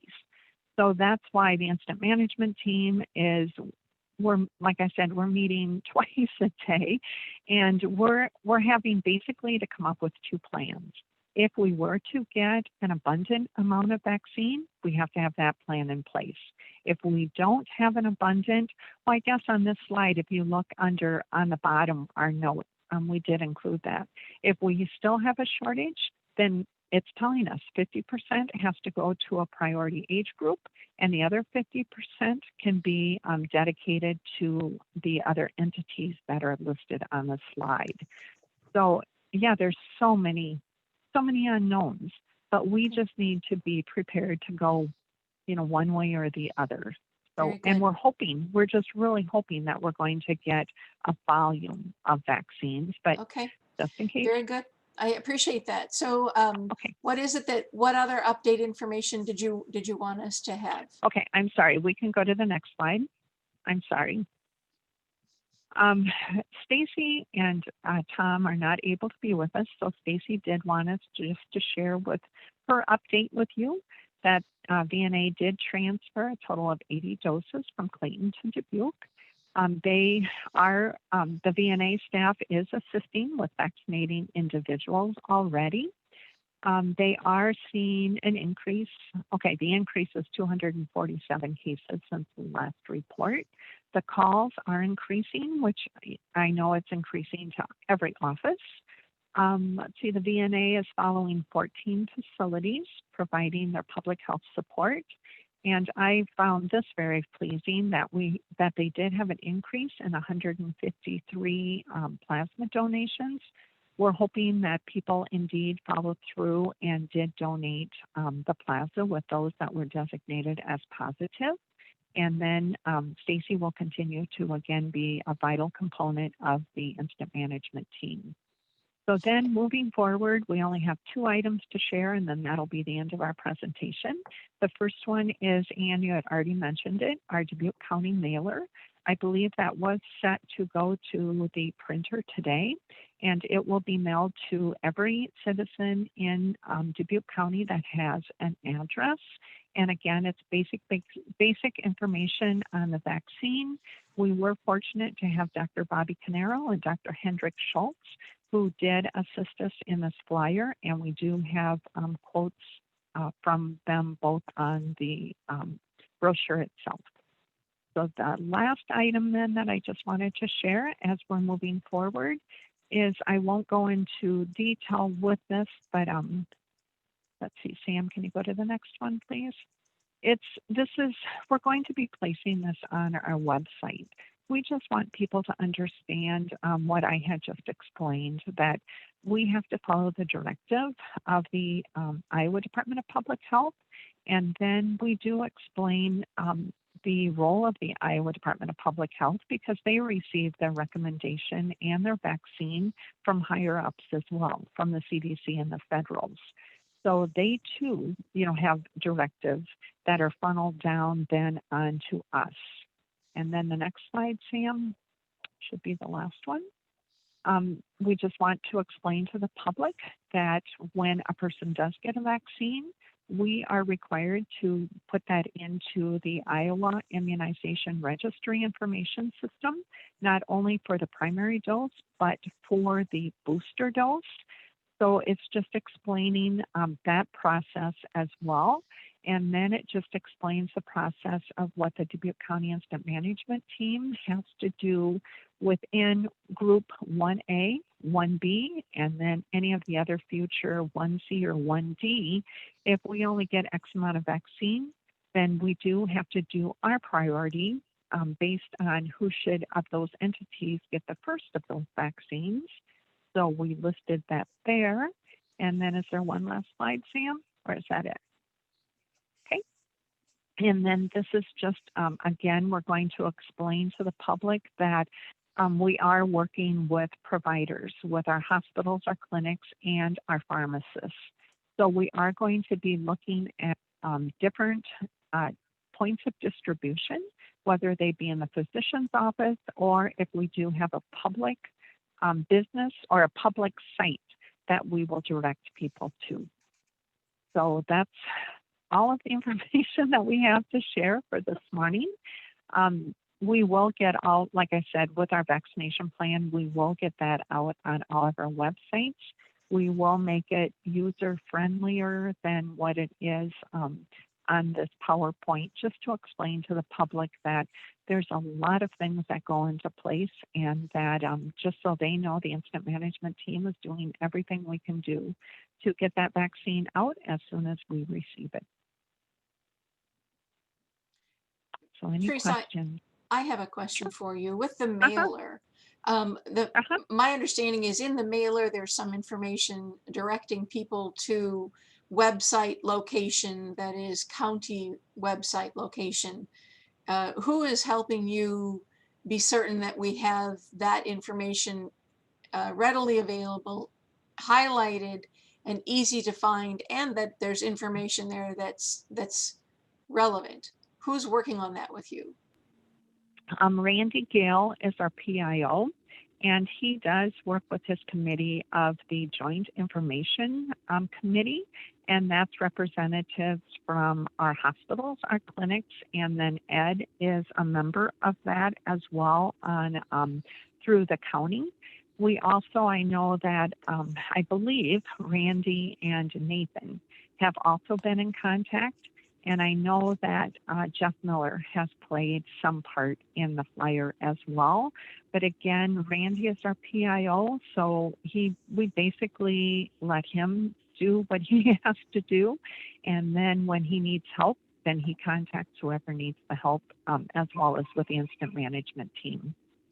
Randy, I see that you're here. If you're at your screen, can I ask you to help answer this question about what does the county need to do? How you're working together with the county to make the information responsive to the mailer? Yes, Ann, this is Randy Gale. Can you hear me okay? Yes. Okay. Well, as Patrice said, I'm working with Patrice as well as Samantha to make sure that the information that's there is understandable, not too technical. We want to provide people all the details that they want, but we want to present it in a way that is simple for the average resident to understand and not get bogged down in too much of the bureaucracy of the system, as you've heard about this morning, of how the vaccines are distributed. So the way we work on it is I share, we gather the information from IDPH, from CDC, from the different sources, from our local sources, from the incident management team. And then I work with Patrice and Sam to get that uploaded to the county health department webpage. And as Patrice said, we've had some conversations with Nathan and his staff about how working on navigation to make sure that visitors to the county webpage can find that easily. As you mentioned, the mailer does have a URL that will take people directly to the COVID page on the county's website. But we also want to make sure that people that go to the county's main page, dubuquecounty.org or dubuquecounty.us, that they see that information is very easy to find from that page too. It's the same thing we're doing with the City of Dubuque website. As you know, we have a page committed to COVID-19 on our site, and it's accessible from our index page as well. Right. I see we have Nathan. You're here too with us, Nathan. I'm sorry, I didn't mean to look over you. Are we making perhaps a dedicated web page to the COVID vaccination plan and not adding it to the health page? Certainly, lots of information there. Is there a way for us to be more efficient in highlighting the vaccination information? What are your thoughts on that, Nathan? Good morning. So I know last week the incident management team, Randy, and a few others worked with Karen to refresh those pages, as over the last few months, more and more information has been placed on it to where it had kind of grown to where it was a little harder to navigate. She has a version of it ready to go. I can certainly send out a screenshot to the supervisors. I believe Ed has a copy of this also he could send to you. It's not live yet, but it's been cleaned up substantially to make it easier to navigate. So I would say as a new base, we can then use that to grow. Past that though, we've been working closely with Randy and his team for information on the vaccine as it's coming in. Right, and we also have signs over the highways around town now. Those DOT signs are empty, so perhaps putting something up about the mailer or the vaccination plan, it would be timely to get a new message there, directing people somewhere to find this information, and use the graphics maybe from the mailer also. Getting a dedicated page is, I think, going to be important so people don't get lost in the county system. Right. Do any of my peers, my colleagues, do you have questions? So yes, I do have questions. Is this a good time? Yes. Okay. Patrice, I have 3 questions for you. Are you still there? I am. Thank you. Appreciate the update. First question is related to the booster shots and the Moderna vaccination. Can you talk a little more about that? And are they distinctively different? And how do you manage that process versus shot 1 and 2? Sure. When someone goes in to get their prime boost or their prime vaccine, everything is entered into the iris that they did indeed get that first shot. So with the Moderna, they are then scheduled automatically for 28 days out to come back in for their booster. We have been very fortunate working with our hospitals and our 3 clinics that their scheduling does have the capability of doing that scheduling for that booster when they come in to get their prime. So we've not really had any difficulty, as far as I'm aware, of people coming in to receive their second booster. Now with Pfizer, that is a little bit different because after they get their prime vaccine of Pfizer, they have to come back after 21 days to get their booster. And again, the Pfizer basically went to both of our, or actually all 3 of our hospitals, and their scheduling has the capability of notifying those people to come back in for that booster shot. So it's worked pretty smooth, or it's gone pretty smoothly so far with our boosters. We've, again, like I said, we have not been aware of any problems that has caused. The people who have been giving the vaccine know that they do have somewhat of a window from that 21 day and that 28 day if it is needed. They can go just a couple of days on each side. But so far they've been able to schedule, right on those 21 and 28 days. What we're seeing now is basically our vaccine allotment has been with our boosters because of all of the vaccines that we've given up to now. So those 21 days and those 28 days have gone past, so they're coming in now for their boosters. And if you can answer this concisely, great. If not, I'll take it offline. So then is that booster physically different? Is the chemistry makeup of that booster different, or is it just the dose size? It's exactly the same. The prime and the boosters are both the same. So they're the same vaccine, so it doesn't, Correct. So there's okay, thank you. No change. No change, and that's true with the Pfizer vaccine as well. Correct. Yep. So technically those boosters, though, could go to first-time people as far as the medical component of that, and it would make no difference. Correct. Yes. I understand they're allocated, but from an actual vaccination basket, it makes no difference to the patient or the vaccine. It's the same product. Correct. Yes. If they were doing their boosters, yes. That's good. Correct. Got it. Perfect. Thank you. I was a little unclear on that. Okay. Second question I have is, do we have a number, and maybe Randy or other on the phone might have it, do we have a number of the 1B group? And so I know we had roughly 5,000 people in the 1A group. We have a number of the 1B group, and I assume the largest component of that is over 75 population. You have that general number of the 1B group. We are in the process of, the incident management team is in the process of pulling those numbers together. So right now with your question, no, we do not have an exact number as of yet, but we will soon, and we will share that. But if we went to the census and looked at how many people we had over 75, had a few for the other groups, it's pretty good. My last question, as you stated in the PowerPoint, that those that work at the Capitol, legislatures and or state government that work at the Capitol will also be included in 1B. Is that right? Correct. Yes. And it's only for those who are working at the Capitol, the legislators. And that was a decision made at the very last minute with the Iowa Department of Public Health interim director, Kelly Garcia. Okay.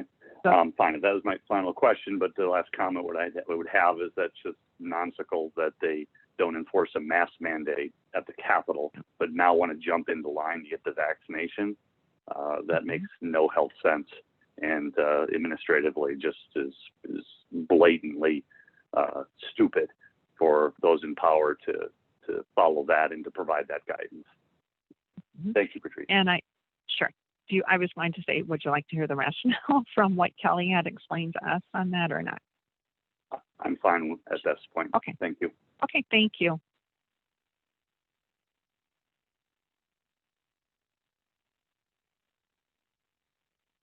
Supervisor Potoff, any questions? I have nothing. Thanks, Patrice. Thank you. There's nothing further. Thank you, Patrice. Okay. Certainly appreciate you being here and providing us with the information. Now go find us a whole bunch of vaccines. Trust me, we're all trying. And thank you very much. Be And the well. incident management team says thank you as well. Thank you. Very good. Bye-bye. Thank you. Bye-bye. Supervisor Wickham, do you see Ed Raper's note in the chat? Roughly 4,000 people over age 75 in Dubuque County. I did. Good. Thank you. Okay. Very good. Next on our agenda will be an educational update from the Community Foundation representatives regarding brain health initiatives. And I've asked these individuals to come and present to us. One of the frequent responses or questions I got from mayors is what's happening during the pandemic. We know we have brain health issues with adults and children, and it seems all you want to do is make me wear a mask. And I know that we've been very active as a county on brain health issues and have been doing some heroic things that don't make it into the newspaper. And so I asked some folks to come and give us some perspective, but maybe try to gear it some to what a mayor might want to know if they watch this live or if they watch it on a replay. And I see the CEO of the region, May Hinchin, is here. We are very fortunate that the CEO of our East Central region is a Dubuque woman with wonderful skill set, and we have great people at the Community Foundation. So there are many folks here. I don't know who needs to be unmuted. Peter, are you going to take charge of Yes, the I'll be. presentation? Yep, I'll start, and then Chris and Julie will have a couple slides as well. All right, very good. Welcome, everyone. Thank you, I appreciate it. And it looks like Ed is starting the presentation for me. I appreciate it. Once we get this started. Go. All right, well, thank you all for the opportunity to update everyone on our brain health initiative. I know Ann reached out to us a couple weeks ago and said, hey, I think it'd be a great time to kind of let Harley, I know this is his first update on our brain health initiative, and everyone else on kind of what we've been up to and how we got to this point as a community foundation around brain health. So, and again, thank you for your continued financial support. A lot of what we are doing today during these hard times is we're able to do that because of your financial support. So we do appreciate that. Ed, you can move to the next slide. To kind of give you an idea of who is leading this brain health initiative in our community, and not only our community, but we're trying to do a more rural outreach. And that's kind of what Ann had said to us, and that we're trying to focus. It's not just a Dubuque initiative. We're trying to reach out into our Western Dubuque and other affiliate regions regarding our brain health. But who leads this initiative here at the foundation? It's Nancy Van Milligan, Paul Duster, and myself. And then we contract with, I would call them brain health professionals. I don't know if they would agree, but they are. Chris Corkin helps lead the brain health stakeholders, which is our adult group. It's also a very, it's a kind of our think tank, big picture idea. We have a close relationship with the East Central region and Dubuque County Health Initiative. And then Julie Holm, she's a local children's brain health expert, and she's leading our working group, which you'll hear about here in a bit. So our third slide. I'm going to quickly and briefly kind of give you an idea for everyone who's on this call is how does the community foundation get involved with a brain health work or just programs in general. Our role at the foundation is much larger than just endowment funds or tax credits. Our initiative side, we like to work by the collective impact model, which you can see there, those 5 things on the left. basically what it is, you know, we're conveners, we're collaborators, we're not direct service or providers, but we're confident we're filling a large gap in our area as conveners and collaborators. There's something powerful about bringing experts and professionals about an issue around a table and kind of just plugging away at it. We're trying to eliminate the silo effect, what some organizations get themselves into. They only think about what they're working on and not a community and regional approach. And that's where we step in. As you can see there, we create a common agenda, we share data, we're constantly in communication. Our providers go back to work and do what they do. And the three of us, the five of us, we kind of keep plugging away at it. And then the backbone support, that is our organization. That's what we feel. We're confident that we play a role in this community, in this region, around our initiatives. The next slide. This is a system level change. So this is how we work. This is what we're trying to accomplish. We're not interested in putting a Band-Aid on a problem. We're trying to get to the deep root of an issue. And I kind of always say, you know, an example of that in the community would be, you know, if there's someone homeless, we can get them into a shelter, and that some people might see that as a success. You know, in our work at the foundation, our initiatives, we're trying to get to the root of how that individual got homeless, what resources did they not have, et cetera. So our work takes time because we're creating system level change, and system level change is changing the conditions that hold a problem in place. And I kind of gave you an example of the homeless person in the community. That's kind of what we're looking at. As you can see, this model here, it's an inverted triangle. The first top layer is rules, regulations of organizations, money, people, and data.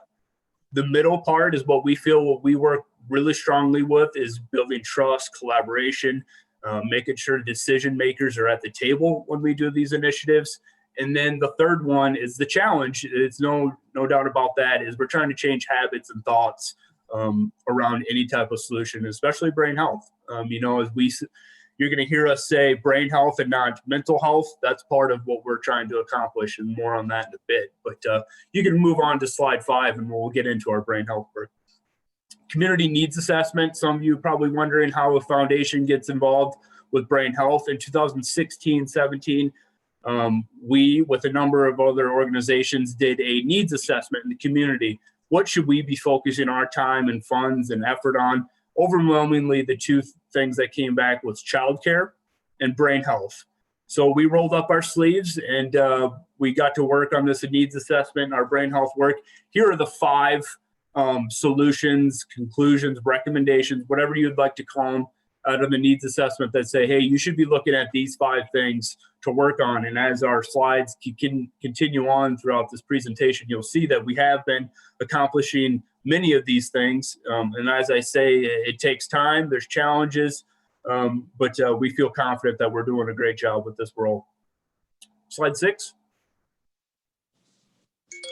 Thank you, Ed. Our partners, again, whether the funding comes from Dubuque County Supervisors, Dubuque County in general, our collaborating organizations, we wouldn't be able to have the success, the collaboration, moving the needle, we like to say, without these partners. So I might be missing a few and I apologize, but these are core collaborating organizations with our stakeholder meetings. You can move on, Ed. Thank you. Slide 7. So a couple years ago, we applied, received a grant, and this is a 1-year grant with the Intelligent Institution out of Des Moines, and this is where Chris Corkin came into play. So we partnered with the local law enforcement in this grant on how we could assist them with brain health issues that they may be having, filling a gap. With Chris's background, it made a whole lot of sense. And when law enforcement says, hey, we need some assistance with brain health, that's something that we can step in. So as you can see there, it starts with the Intelligent grant with the 1-year grant, and then Dubuque County stepped up and have been providing funds for us to continue our work there. As you can see there, there's just some stats that we saw a number of years ago. Americans living with a serious mental illness. So that's not even just the depression or anxiety. This is more So then that you can see 1 in 17, and then serious brain health issues in jail, which is I know is still a major concern for our local law enforcement, jail administration. Women, people of color, much higher than whites, and then people of color, males, as you can see, there's much higher as well. So again, these are some of the stats that we first looked at. And we kind of rolled our sleeves with the law enforcement and Chris's background, and that'll lead to slide 8. And Chris will kind of give you an update, painting a picture of what we've accomplished, what we're working on, and then obviously COVID related, getting into a role. So Chris, if you don't mind taking off. Hello, can you hear Yes. me? Yep. Okay. All right, thank you. And as Ann mentioned, I'm really going to try to focus here on what we're doing in rural Western Dubuque County. I think, to be perfectly honest, that's one of the things we're most proud of over the last 6 to 8 months, as well as our kind of COVID response. So I'm going to focus more on that than in other specific areas. Sure. Our mobile crisis unit partnership, which has been one of our first, frankly, flagship operations, has been very successful with the city of Dubuque Police. They've institutionalized it. They have commanding officers that support it. They have, I think, the all shifts are covered. However, it's been a bigger struggle with the county sheriff's department, mostly because of logistics and demographics. The city of police go more on person-to-person contact. The county sheriff is dependent on calls for service. But the primary glitch has frankly been logistics. It's much harder when you're out in Sherrill or Epworth or Holy Cross or Rickardsville to call, have someone from mobile crisis come within the hour. Then you've got transportation time, etc. So it has been more of a challenge with the county. So as a result of that, what we've done is continue to work on how to provide the service in a way that is more user-friendly for the Western Dubuque County, which has led us to the next section, which is the law enforcement liaison program.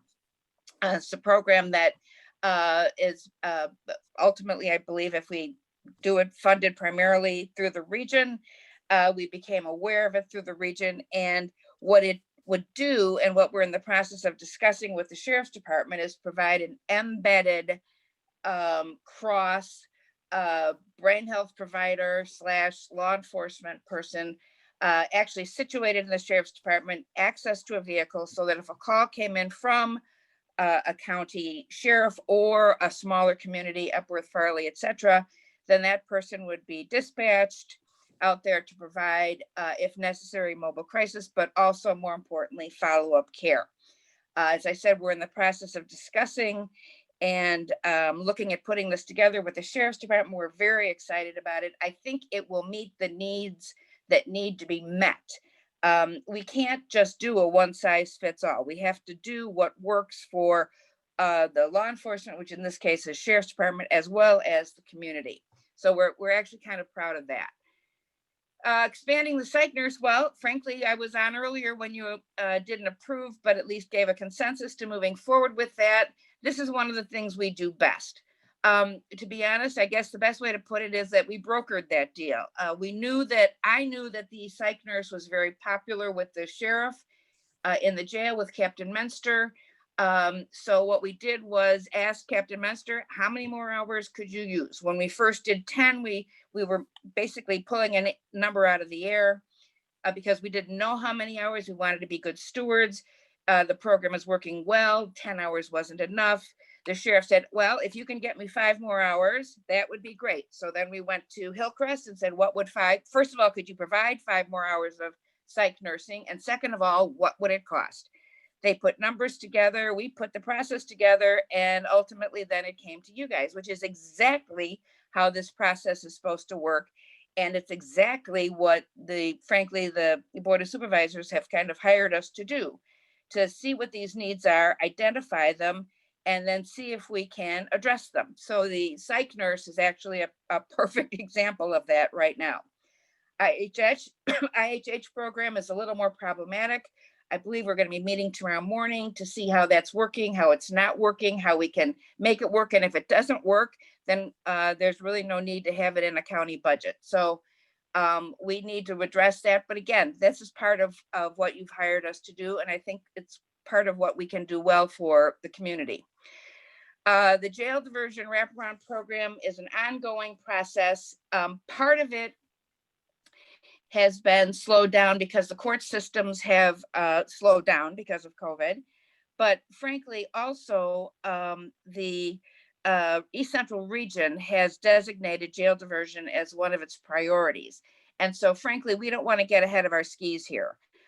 We want to move our jail diversion program forward in conjunction with how the region wants the jail diversion program to move forward. And so we are taking our lead from them. We are continuing discussions, but frankly, we are going to be proceeding at a pace that is allowing us to meet the needs that have been set out by the region. Brain health first aid training. First of all, that's really technically not accurate because that's not what I'm doing. First aid training is a specifically named program, and that is not what's happening. But what is happening, I'm very proud of.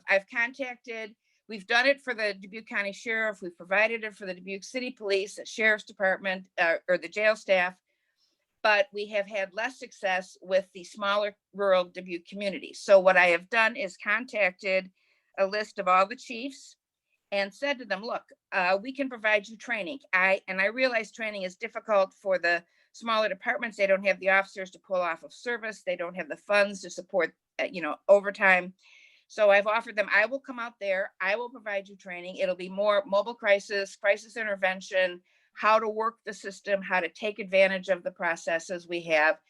And so I'm in the process of that. I've been able to do that for the Asbury Police and the Piasta Police. I've done it for Asbury twice. And the offer is out there for the smaller departments. If there are any mayors in some of these communities out there, I would love you to encourage your law enforcement to give us the nod, because we are willing to come out there and do whatever training they want us to do. Okay, Peter, I think that's it for me until after Julie. Oh, yep. One more thing. Julie's going to talk about listening sessions, so I don't want to jump on that for her, but I do want to point this out. When we started the listening sessions, it was with the idea of getting information from people.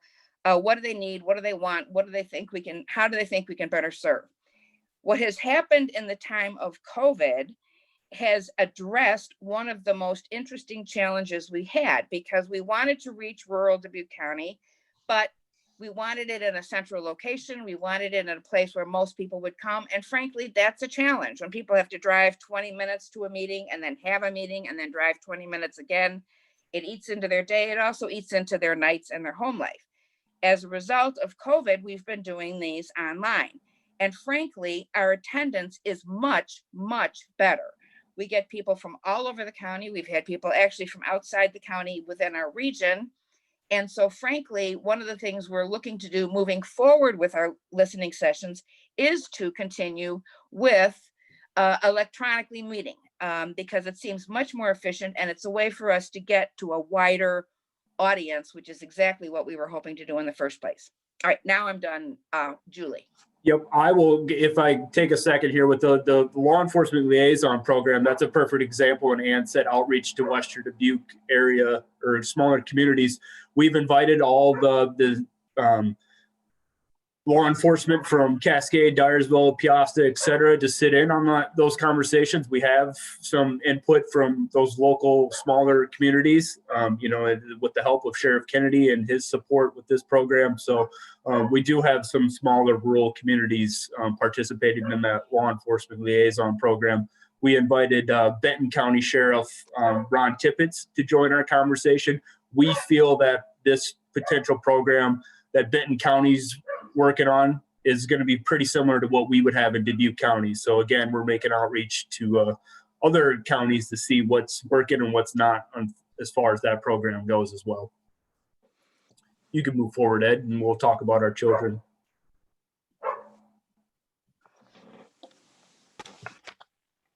Okay, thank you. So I'm just give a little bit of background. So we have been at it with the Children's Brain Health Working Group for about a year now, maybe a little bit over a year. And one of the reasons why we came together was because I think out of the adult brain health, what we realized was that we really need a separate entity to look at the gaps in services that we might have in our community in the East Central region, maybe more specifically in Dubuque and Delaware County, to see what we can do to maybe get some proactive measures going in our community. So as Chris just was talking about the listening sessions, we held 3 listening sessions where we invited people from the community, whether they be providers or interested persons, parents, caregivers, to come and be on part of a call where we were just listening.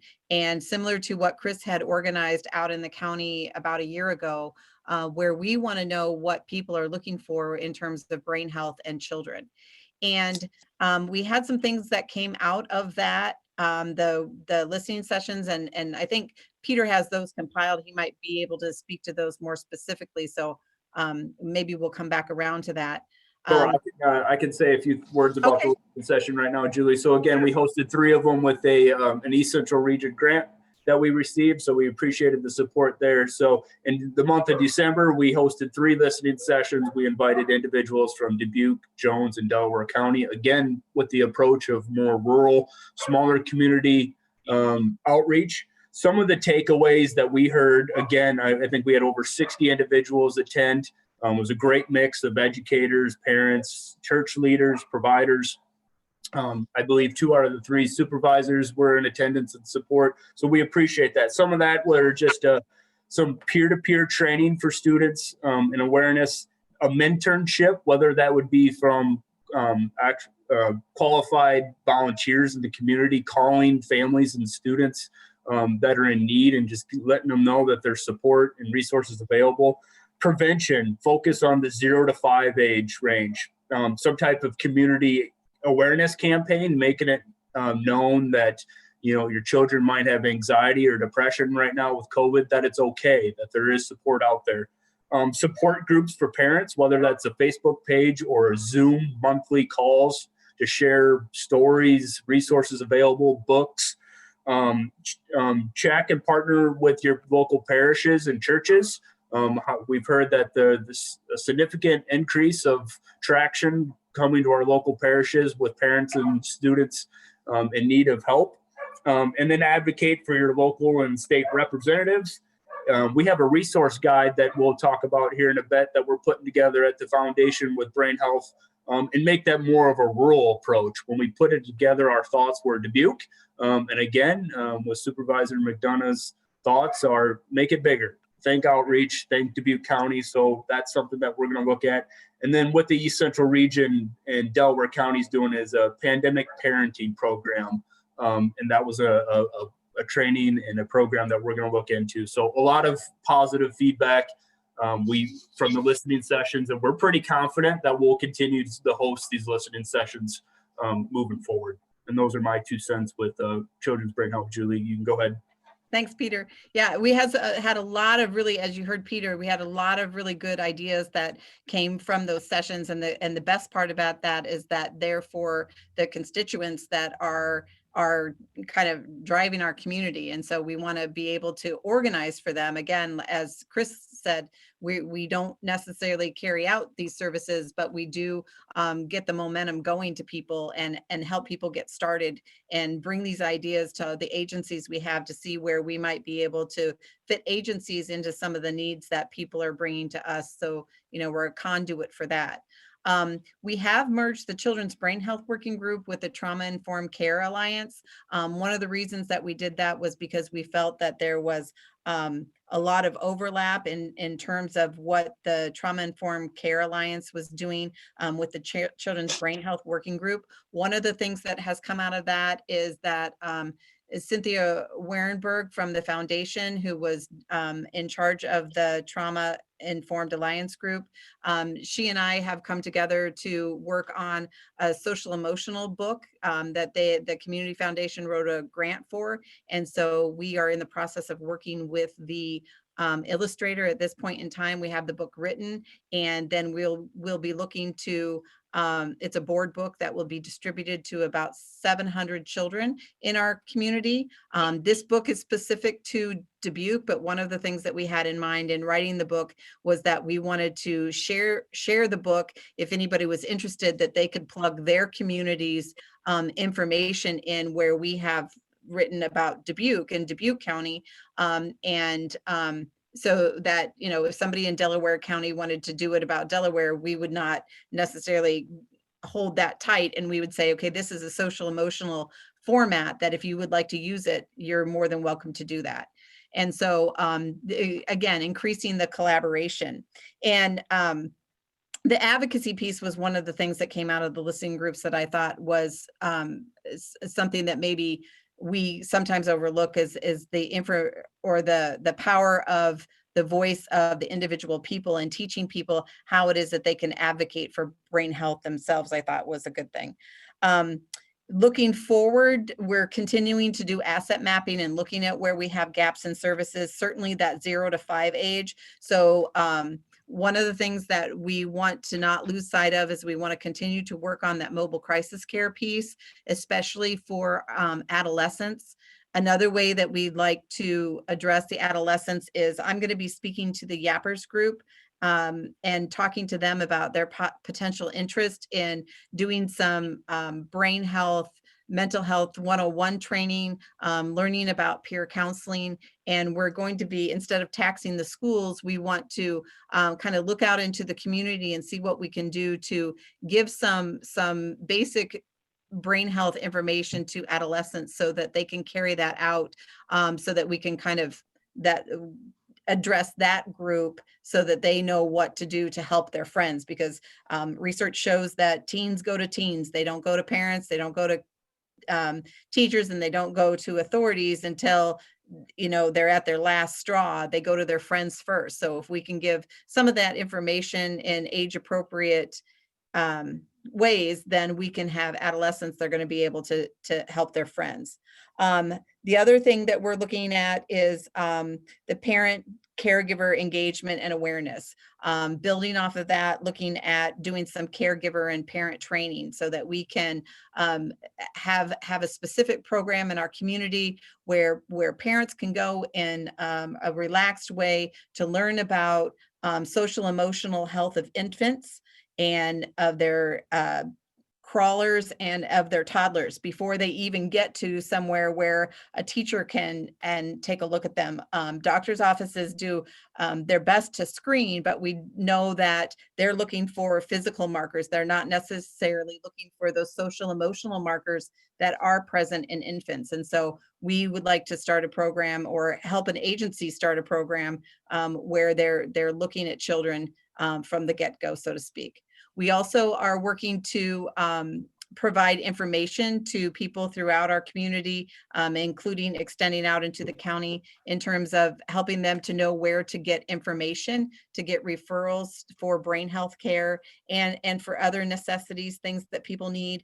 We've talked a little bit to Hillcrest about their Access Me program, and we're going to be, actually have a brain health meeting today, and I'm hoping that we're going to be talking about how it is that we can maybe get some firsthand knowledge about how the Access Me works, so that the people who are part of the Children's Brain Health Group can then bring that out into our community and help to promote what's necessary to get people the information they need. The future growth of our services is that we are continuing to look for agencies and for people who are interested in brain health, so that we can, you know, hopefully our future vision is that we have a really seamless community where people have both the proactive and the reactive approach that we need, along with the awareness of brain health, and so that, you know, our community is going to be healthy. And I think that's all I have. Does anybody have any questions about anything? All right, thank you. Okay, this is Chris again. Ed, if you want to bump the slide, but frankly, in the interest of time, I'm going to consolidate the last batch of my slides. Actually, I think we're running out of time. One of the things that we're, again, been focused on, aside from working on specific projects, is relationship building. We first started by creating a large group, which Peter mentioned, of stakeholders. We now alternate monthly with the county stakeholders. When we have a new county director, a regional representative, what we're looking at the possibility is potentially consolidating these two committees. Right now, there is some overlap, but ultimately, I think we would like to look at some consolidation efforts. The other thing in terms of relationship building is we've developed a good relationship with Hillcrest, which is our primary provider. It's allowed us to kind of get good information that we can trust. We've also developed a relationship with, through the Greater Dubuque Development, with the Dubuque Early Childhood Commission, to the point where we now have a permanent representative from that, from the DCEC or DECC and the children's group, so that we have a voice for the early childhood throughout the county. And I think, frankly, the group we're most proudest of having a good relationship with is our East Central region. We've worked I believe we work well with them. We come to the table honestly and hopefully with integrity when we ask for projects, when we ask for money. I believe they trust us and are willing to allow us to make these applications, and they give us consideration for it. And I believe that's because we've worked very hard at creating this relationship. And I'm hopeful that we will continue this relationship into the future. The other thing I wanted to mention is that one of the projects we are working on pre-COVID, which we will continue to work on, is cleaning up and making more accessible the 211 project, working through with United Way. It was, frankly, we were working on putting that together. COVID hit and we became more kind of crisis oriented in terms of providing COVID related projects either to the children or to the general public. And so we put that on hold, but we hope to continue pulling that together as a project to allow for greater information, greater accessibility to the entire community. And then finally, in terms of relationship building, and one of the things, again, that in the interest of moving out or looking into the rural community, we've developed a relationship, and we're in the process of improving our relationship with the Iowa State Extension Office for Dubuque. One of the things that we learned early on when we started talking about, particularly in light of COVID, but not just COVID, was that farm issues, ag issues, rural issues were going from stress to grief, whether it was because of economic decisions made globally, or whether drought conditions, or frankly, COVID and the isolation and the market changes that brought. That struck us. And as a result of that, we've then developed, or in the process of developing, a good relationship with the Extension Office. And I think what that's going to allow us to do is to move into not just rural Dubuque County, but a specific subset, the ag portion of rural Dubuque County, which I believe is an area that has frankly been underaddressed in terms of brain health needs. And so we've received resources from them. We're looking to maybe doing some joint training. We have provided them with direct access to the region for issues that they can provide to the region through their services. And as a result of that, I think we're going to have a much greater impact in the rural community. Again, the rural ag community, which is a very important one, and frankly, I believe probably underserved. And with that, I think that's the completion of my overview of what we've been doing. Yep, I believe so too as well, Chris. I think what you just spoke on was slide 11 and 12 there. You can go ahead, Ed. But our last slide was, again, a thank you and appreciation for your continued support. And if anyone has any questions moving forward, we are here to answer those. Peter, this is Nancy Van Milligan. The only other thing I'd like to share is how us working on the brain health issue is impacting our other work. So our Every Child Reads and the children's work that we're doing has been very impacted by this work, and we're doing working towards a community-wide social emotional learning outreach and training that we're working with a number of partners with. And the other thing is we have spent a lot of our disaster recovery fund money on brain health, which is something that we probably never would have done in the past, but the awareness of the pandemic and how it's impacting people emotionally has impacted that. And we've also been able to get some outside grants from national funders or other funders to help support nonprofits in the area that are working on brain health. So we've become very passionate and committed to this issue and are open to any suggestions on how we can serve you better. Yeah, thank you, Nancy. Again, I think that just emphasizes our role in the community as conveners and collaborators. Any questions?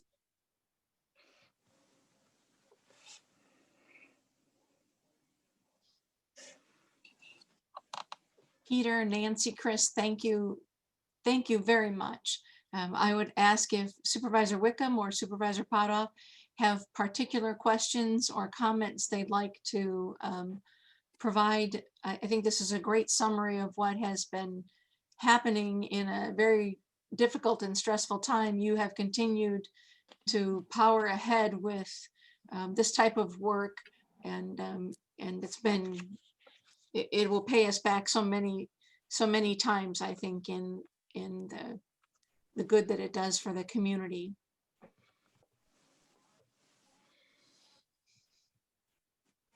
I'd just like to thank Chris and Peter for all the work they've done. Nancy, thanks for the presentation. Thank you. We appreciate the kind words. Happy to do a small part in the community. Supervisor Wickham, I think, just needs to get unmuted here to jump in. No. I'm sorry, we cannot hear you.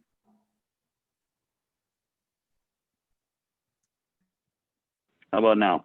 Yes, wonderful. Okay, thank you. No, appreciate the presentation and the information, and don't have any questions at this time. I do think that some of the information you've given will be very helpful to the mayors, and we intend to send out a prior notice, and then also I think Ed Raber's going to log on our recorded meeting about what the minute is, so that we can send it out to them and encourage them to jump in and review it at their own time as well. But we're very present throughout the county and in all the school districts, certainly trying to have those individuals collaborate with us and look at everything through that full lens of the Dubuque County work. So I appreciate everything you've done. And I think that, if you looked at back even a year before the pandemic began, the list that you've given to us, so many things would be missing. They hadn't yet even started to come to the surface. And then that you've continued to make positive inroads and making tremendous progress on these, it just makes it better for everyone. And so thank you. My full appreciation to everyone at the foundation. It's great work, and we have stakeholders that when we have our new director, which may be soon, we'll have new energy and working with another person with great ideas. So thank you for coming today. Thank you. Thank you.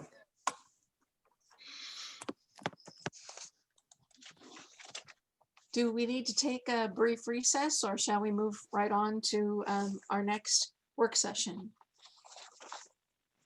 I'm fine moving forward. I'm fine. Right, so at our next work session is with General Assistance Director, and I believe that Josh is here. Ed, do you want to set us up with some context of where we are?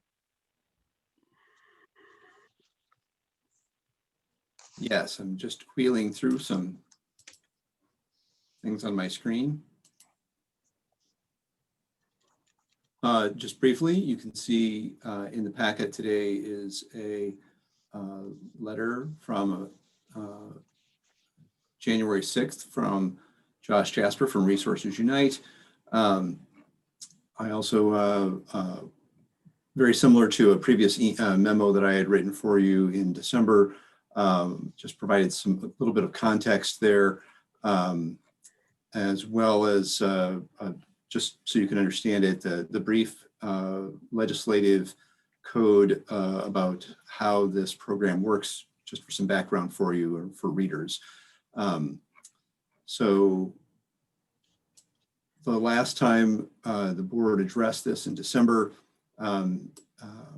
the request from Resources Unite, it was tabled, and the request that they had for more information, and we've met internally with some staff, with Josh at Resources Unite, and from that, I think that is where his second letter back to you has come from. So that's all I have to provide for you right now. Happy to answer any other questions now or during or after the discussion about what we've discussed. I think it might also be helpful, just so my colleagues know, there was a meeting that occurred with the Veterans Administration, our veterans group. I was on that call and Ed was on the call. Kevin Dragato is meeting folks for the first time. So it was high level introduction to what veterans do and what the needs might be, but also there was some general discussion about capacity and interest by the Veterans Department in being general assistance providers and any changes that could be made. So just, I think, to let folks know that discussion has been very brief and wouldn't continue on unless there was that the three supervisors felt that might be something that we would want to explore, the return of general assistance to the veterans program. And I know Randy's on the phone with us here and several of his staff members. I don't intend to bring them in unless that's where this board wants to go. I think you just need to be aware that that conversation has begun as well about any changes that might need to happen with administration of the program. So, but Josh, maybe if I could ask you, Josh Jasper, just to bring us up to date, your letter dated January 6th, and Ed's information said that there were some current balances that remain. Josh, do you know for the burial account, what is the remaining balance today in that account? Sure. Good morning, supervisors. As it stands right now, we have approximately $4,100 remaining in general assistance, with 3 burial applications that are waiting, that are pending. So I'm not sure, Supervisor McDonough, if that answers your question, though. I think you're asking how much is in that burial pot. Correct. It's, as we know, all of that money kind of goes into those 3 different categories. And so that $4,100 that's remaining, I mean, we could say that's for burial, but it's really for any of those 3 categories. Well, you had the balance, utilities already had a negative balance if you look at it in terms of what was put forth previously by the board per category. So I guess in any event, have the burial expenses are exceeded, right? Because you have 3 that are pending approval.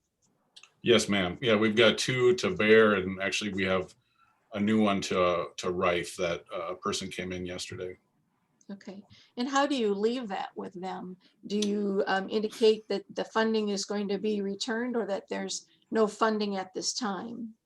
I did send an email to the funeral homes, letting them know about a week or 2 ago that we are nearing the end of funds for the fiscal year, and that we would be meeting with the county supervisors to make a request, and just basically asking for their patience at this time. And so my thought is, the more information I know, if that's today or whenever, from the county supervisors, then I'd go back to them and let them know exactly how to proceed, for the rest of the fiscal year. Do you know if the 2 burials pending right now, you said you just got 1 yesterday or today, the previous burials, have they proceeded, and are those complete? Well, technically all 3 are complete. So the 2 at Bear, one is a cremation for 1,950, and the other at Bear is a burial for 3,330. The Rife one, which as a side note, we've never had a Rife funeral home one yet. And so that woman came in yesterday in the hopes of getting support to burying her brother. That one is complete as well. And the invoice is, she was going to complete the application yesterday, but mentioned something about like $6,500. So I explained to her, knowing that it was, and she said it was a cremation, which surprised me that it was that high. And so I explained to her where we're at right now with the county, but I also explained the guidelines of if it was a cremation, there is a maximum, which is that 1,950. And so all three have been completed. And so that one yesterday, that woman needs to, complete an application, whereas the other two, the funeral homes had them complete an application and are just pending. Right. Right. Okay. Well, Josh, is there anything you want to bring to us by way of update? I think when we last were with you together, Supervisor Wickham instructed that you would give us a better idea about what the unmet need is in the county, and it requiring the more funding be given to general assistance. And I mean, your letter certainly talks about the need that you see and the need that you're meeting. But I'm wondering if you have an idea about what the unmet need is with all the other folks that you are connected to. What does the unmet need look like countywide? When I tend to think of the unmet needs, specifically in rent and utilities, I had a conversation, for example, with Rick from St. Vincent de Paul recently. And, I think many organizations are in the same, where it's like, hey, look, we're doing our best with the funds we have, but are getting inundated with the requests. And connected to that, one of the biggest trends that we're seeing over the course of the last 6 to 9 months through this pandemic, but just in the last 6 months, is specifically individuals that historically are the most marginalized, needing additional support. So Hispanic members in the Cascade area, Marshallese locally, a lot of folks stopping by the office on a regular basis, needing support with rent and utilities, but connected to that, really needing help navigating the other system. So it's been improved, but there's a lot of work that needs to be done specifically for individuals that struggle, that have a language barrier, and honestly, that are struggling to just reach out for the first time. We're seeing that's one of the most common trends right now, is you have a lot of individuals that have not been in this traditional demographic that we serve of the unemployed or the underemployed, where these are individuals now for the first time reaching out and saying, look, I don't know if I'm going to be able to pay my rent this month or utilities. And so that's a bit of a different conversation, because there's a little bit more of, I think, explaining how the process works, not just from our end, but in general within the community.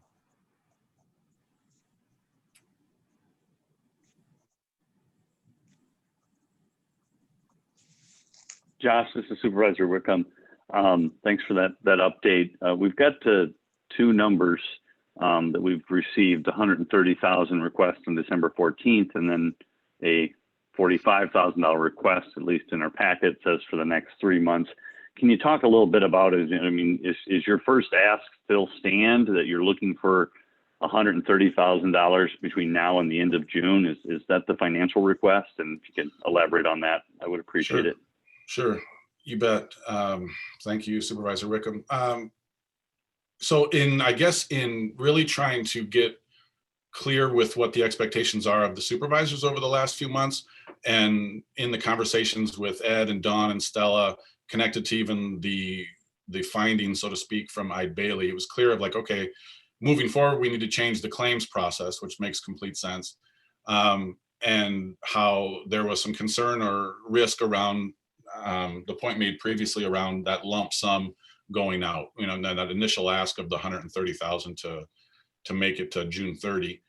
And so so I hear that, and I certainly respect that. So that's where I came with that second letter to each of you stating, okay, well, let's lower the number per month, try to continue to tighten our belt. And then I guess what I was alluding to is let's piece it together if the county is more comfortable that way of changing the claim process, number one, and so that we would submit a claim once a week, hypothetically, to the county.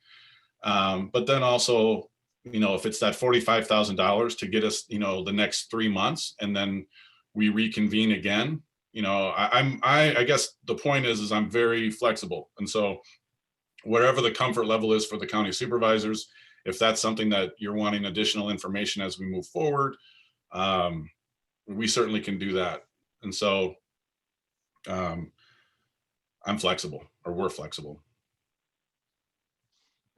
Josh, do you think that you've worked it out with the auditor? So Kevin Dragato, I know you're on here, about how this claims process will be. I don't, regardless of the funding that you receive from us today and ongoing, I think the money is never leaving the courthouse. How will we be coordinating that? Have you and Kevin talked about that? I haven't had a chance to talk to Kevin. I had that conversation with Dawn and Stella when they brought that to my attention through Ide Bailey. And they had just mentioned briefly that it would be something where we would submit a claim to the county. And again, to your point, Supervisor McDonough, that then that check would be sent out from whoever that representative would be. So my thought would be, and again, this is obviously a Kevin decision, but we would schedule accordingly, where if it's hypothetically every Wednesday or whatever, based on when checks would be cut, we would make sure it gets there for the week. And so that things would still be able to get sent out to the landlords, utility companies, funeral homes in a timely manner. Yeah, my intention was to have this conversation with Josh after we sort of figured out what the next steps are. So how he sort of outlined it would be similar to how we would ultimately proceed. Yeah, I think that's wise. I mean, if the board doesn't fund anything, we don't need to talk about additional checks. So that's probably the order that I see it, is the board needs to make a decision related to funding. And if that decision is zero, then I wouldn't be worried about checks.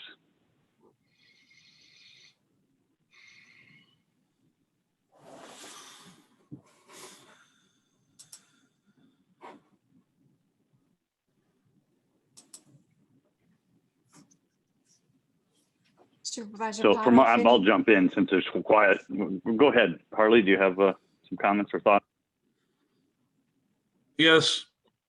I know Resources Unite and Josh have been doing, the best they can do. And I don't have a problem with Resources Unite or Josh. I have more of a problem with the process. It's kind of an age-old problem of allotting money to assist people in need, and we're spending more money to get the money to where it needs to go. Previously, obviously, the Veterans Affairs had handled the general assistance, and Veterans Affairs is already on county budget, so it really didn't cost anything for that $130,000 to get to where it goes. And we transferred it to Josh, and we have to pay him for his time and assistance. I believe it was like $55,000 total. So now we're up to $185,000 to get $130,000 to where it needs to go.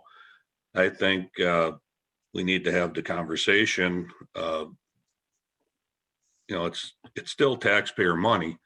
We need to have the conversation of which is the best outcome for the taxpayers. Also, whether it goes back to the VA or we continue through Josh Jasper or Resources Unite. Sorry. That makes sense, Supervisor Potoff. I'm glad you brought that up, because I know it's been a concern from the very beginning of even the issue of how the process came about, and and to where we are now. And so I think however we move forward, I think the best, so that we can be like, okay, so here we are, this is the best process, we feel comfortable with that. Just to clarify to your point, yes, there is an expense that goes to Resources Unite, it is $30,000 per year for the administration. And there is an additional 25 for an assistant or something, I believe, right? No, it's just a total of 30,000 per year. You might be seeing, maybe that was that COVID money that you might be looking at. I'm not sure what you're referring to, Supervisor Potoff, but it's in the contract. It's basically 30,000 per year. Okay, well, some of that occurred before my tenure here, so I. Yep, yes, sir. A little confused with it, but that's my concern on it. I guess whatever the other supervisors. Right. And I see this as the money that we've contracted with Resources Unite to spend in fiscal year has been completed. And that contract, his services have been, he's contracted through the end of this fiscal year to provide the service for us. And I'm not interested in changing that. Whether we use another administrator or we make another change today, in 30 days, in 4 months, I'm not looking at that as being anything other than earned by Resources Unite. I think the work they've been doing at the pace they've been doing it, they certainly are doing and rising to the occasion. And I think they're to be thanked and applauded for doing that. I think the decision today is, do we continue general assistance funding? And I would suggest we absolutely should. We need to continue that in some form. And then there's another question about who would be the administrator, making that change at some time this spring. And then also, I personally would like to see that we take a minute to maybe make a modification to our policy where a referral is needed from a referral source to have people enter into the general assistance system. So those referrals are coming directly to the general assistance administrator, a referral coming from HACAP, where they have LIHEAP program, and the LIHEAP program for utilities should be being utilized by absolutely everyone who's having difficulty with making a utility bill. So if we get a referral from an agency that is kind of knows all of the federal dollars, all of the state dollars, which are changing, more federal money we're expecting to come. So that really is kind of unique to an organization that has people breaking down the bills and the funding that's coming online. So, that's where I would be likely that we need a policy change to have a referral be required for persons to enter into the general assistance system. I'd like to see that be the case. I think some of this will probably take a bit more time to get up and be at. So I would be looking at some general assistance funding to Resources Unite. Kevin, you and Josh would figure out what those logistics look like, but I'd be looking at probably 30 to 60 days to allow there to be a look at some transition. Those are my thoughts. Supervisor Wickham, maybe I'm a little unclear, Supervisor McDonough. You're talking about transition? Are you talking about transition from our contract with Resources Unite, or just, I'm just confused on, so maybe I understand one that you just mentioned, funding for Resources Unite for general assistance. So I support that at whatever levels the board would accommodate. I would be at the 130 to start with. But tell me more about the transition piece. I'm not following you. I just want to understand better what you're trying to accomplish. Well, I would like to explore returning the program to the veterans. I think that we should look at that. And I would like to have, if there's consensus among the 3 supervisors to explore that, then we should work with Randy Renison and his team to put in place any changes that need to be made to iron out some things that we wanted to work on previously and we hadn't, which are appeals to the Board of Supervisors, intermediary appeals, who takes those, We just needed to focus on some policy decisions that veterans can certainly work on that for us, but it allows more money to be used in the general assistance budget for people as compared to administration. Thank you. That helps give me a lot more clarity in what you're looking for. I'm generally open to those discussions as far as the board moving in a different direction, whether it be back to Veterans Affairs or another solution. I think that that makes sense. I do see it as probably, there's a couple patterns. Certainly we can send signals of terminating the contract with Resource Unite. They're in the agreement. That's why they're in the agreement. So that if we did want to exercise the different options, we could do that. And so, that would be what I would be looking for is, more clarity in the current relationship. And then once we understand what that is to, talk about other options. My last comment would be, though, is I think the trend that the board, and this was prior to you coming on the board, Supervisor Potoff, was a lot larger funding into the private sector for social services. So just the last work session we had with CBDG money, that was over $100,000, all going to really good private nonprofits. Each year during our individual grant request for services, we have hundreds of thousands in the social service category that the board approves. And then during the pandemic, we approved $400,000 to the Community Foundation of Greater Dubuque. 400,000. So the scale and the numbers on the private sector have been really high. And so I would caution the board to, go back and add another burden to government. I think we're just not as skilled at it as some of our real good skilled nonprofits. And so that I'm not against it, but I think from what I've experienced, the social services nonprofits in the Dubuque area are really good at what they do. And, tacking that on to county government may not be as efficient as possible.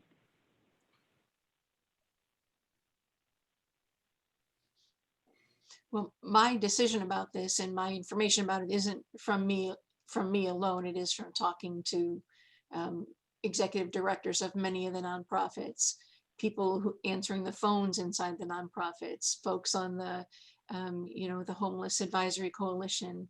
So I stay in touch with lots of folks about who do this work, and recognizing that there might be a need to be able to say you have to have a referral to come into general assistance. And that referral would be coming from agencies that are spending top level dollars that they know about that others might not, that are other types of funding, other program development that have been happening at this extraordinary time. So that's kind of my thought, to have it be removed back to the veterans, so that other agencies can know that there's something that they can refer to, but that it is intended that it would remain limited in use. And we could then continue to be making contributions to the Community Foundation Disaster Relief Fund. One thing doesn't negate the other. It's just trying to get a handle on general assistance and make sure that it's providing the best service the way it's intended, but then also being engaged in supporting dollars where they're needed at this time of disaster and emergency. So, but I think to do that, I'm not interested in removing it back to veterans today, because I think that doesn't make any more sense than maybe when we removed it to start. So we should have a discussion that talks about mission and policies and what we want to accomplish, and transition, and that I'm thinking would take a little bit of time. And if that can't be explored successfully, then we know ultimately this program would be going out for to be looked at, going out for requests for proposals from all nonprofits to give us another glimpse of another program way.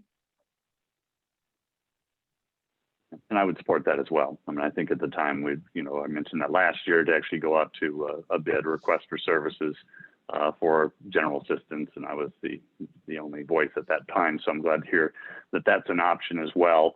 I think before us though is, so I think it's good. We're going to have other dialogue and discussion. What do we want to do today related to the funding? Right. I think we have consensus that we'll be modifying and possibly changing the program. But what is it that the board wants to do and discuss today related to funding? I just want to be sure that your questions are answered. I'm happy to talk about funding today, but Harley, do you feel like you know what the next step might be in your mind? And do you have questions? Well, Resources Unite is under contract through the end of the year, correct? Through June 30th, right? Yes.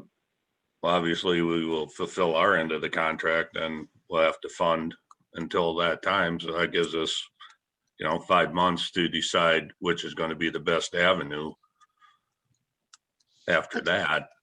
Right. The contract can be terminated early. Okay. I would be fine with allotting Resources money to continue on. I mean, basically, he's got the 30,000 administrative fee for the year, so we might just as well utilize those funds now.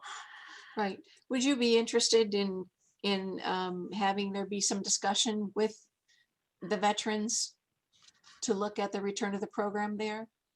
Are you okay with that? Yes, definitely. Definitely. So I think we'll, Ed, maybe you can help me continue to take steps there to see what the return of the program might look like there. I don't want to make presumptions. But in terms of funding for today, I do think we should look at getting some funding. I'm going to propose for the next 60 days for certain, trying to make any transition be seamless. If we want to do 3 months, that's fine with me as well. So we can go forward from this date, going 3-month period out further. I don't know if there's still money in the account. There's not really need to go back and tag it as of January 1st. So maybe going forward today, what would be our thoughts for funding? Would $30,000?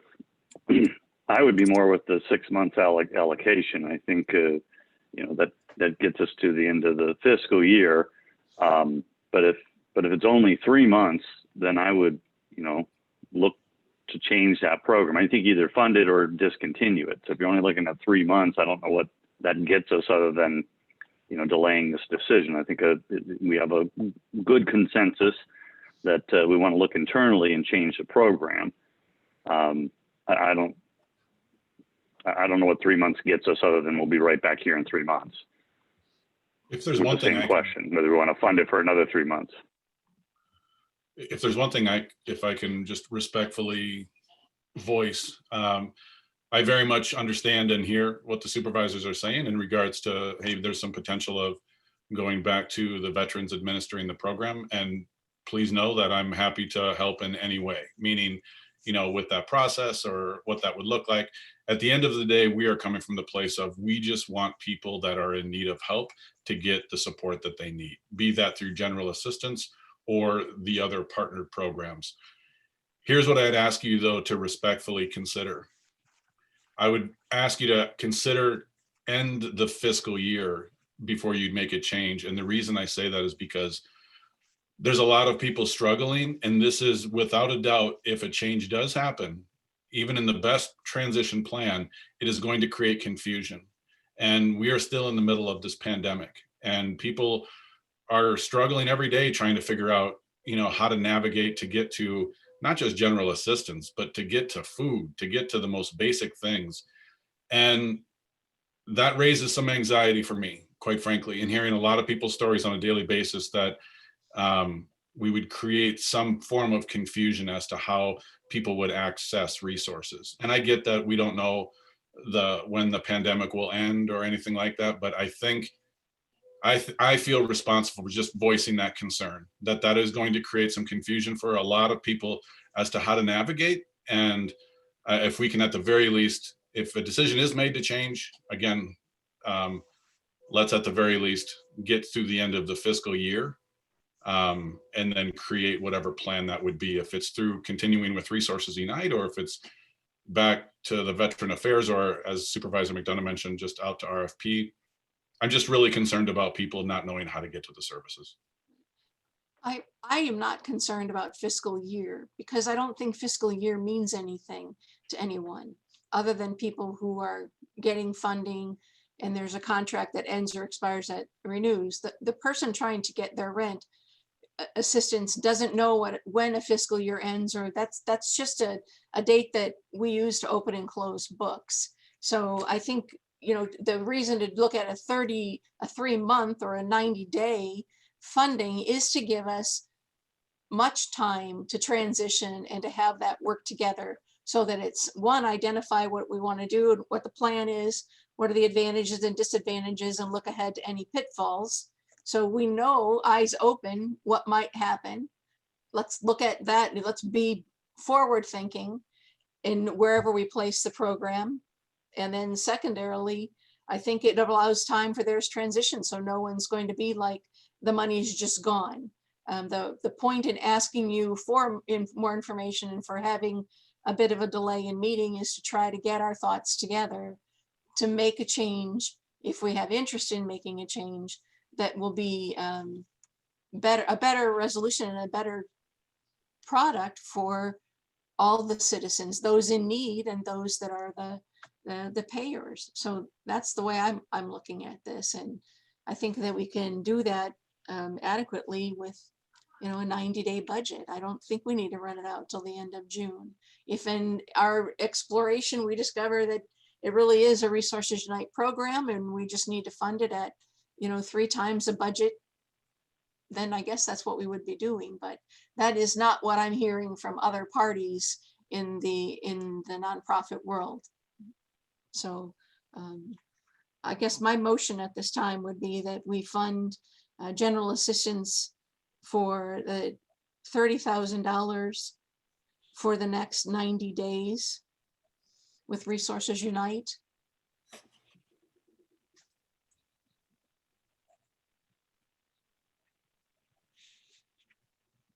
I would second that motion. Discussion? Maybe can we elaborate a little bit on the 3 months and the 30,000? I certainly understand the 30,000 that's going to go forth and be executed by Resources Unite on their existing contract.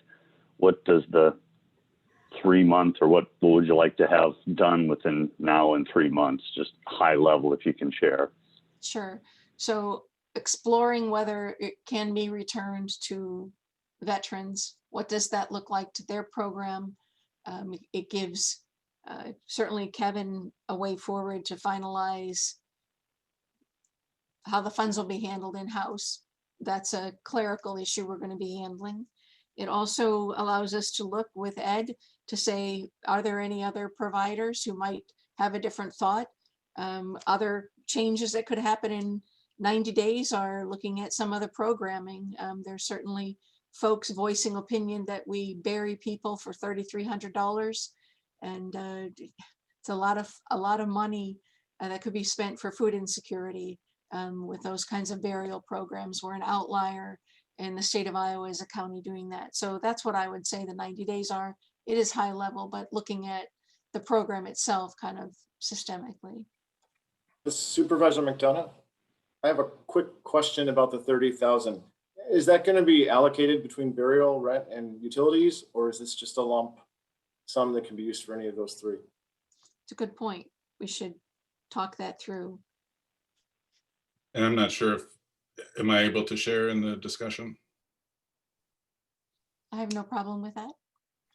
I was just thinking, knowing, so 30,000 over the course of 3 months, I'm just thinking logistically, knowing we have $7,200 pending in funeral home expenses that need to go out potentially. I guess I'm just thinking, if that's $10,000 a month for the next 3 months, process wise, knowing that, you know, that would almost be spent, you know, just to a few funeral homes. that are pending. If hypothetically in 30 days, this money is expended, I mean, 75% of it would be to these funeral homes. Are we reconvening again, or how would you like Resources Unite to proceed if that happens before 90 days? We could look at it as, I mean, this discussion actually goes to my point of the funeral expenses, right? And that actually goes to the point that we're spending so many tax dollars on funeral expenses, and that then can't be used for utilities and for rental assistance. So we could do $10,000 a month, and how it's spent, it's spent. If it's a big month for funerals, you'll need to refer many more folks to other partner agencies. We could say it's $30,000, and if it's gone in 3 weeks, I guess that's what we've done. I think we want to be sensitive that there's an ongoing need, but the program drains funds quickly, in part because we are the only program for burial assistance. What are my colleagues' thoughts on this?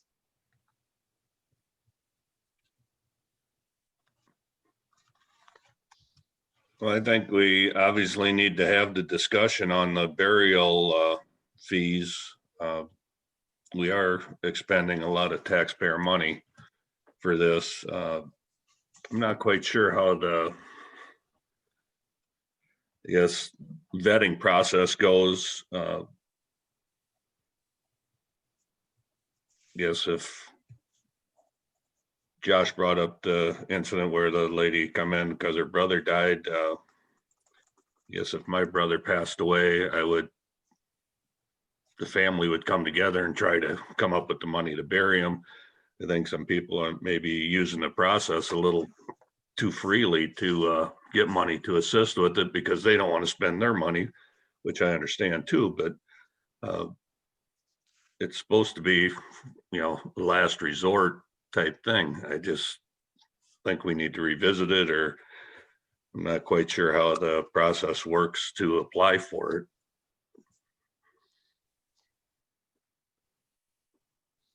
Yeah, Supervisor Wickham, I definitely will support any funding that we are applying to the General Assistance Program and Resources United at this point. So that's where I'm heading at this time. I would look at to have the board and the public know that, I just mentioned a few minutes ago, we, within the last 12 months, we appropriated $400,000, and then we just have another $100,000 of government taxpayer money going to social services program. So this $30,000 is pretty small and doesn't go very far and probably doesn't have much of an impact. So I would be looking at a much higher level, closer to the 130, so we could have an impact for those that need. But if the board at this point said 30,000, I will support it. But we have a lot of talk, a lot of discussion, and a lot of angst related to this program, and the actual funding levels compared to other funding levels are pretty minuscule.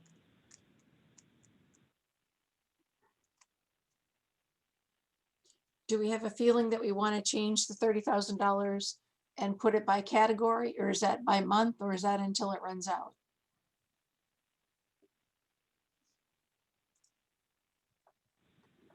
I'm okay following the contract in the previous process where, Resources Unite uses their best judgment on allocating those funds.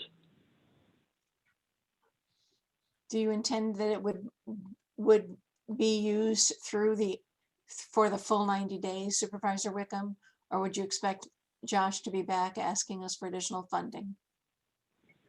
That'd be a good question for Josh. I don't know the inflow, but obviously, if the past is an indication of the near future, those funds will be exhausted pretty quickly.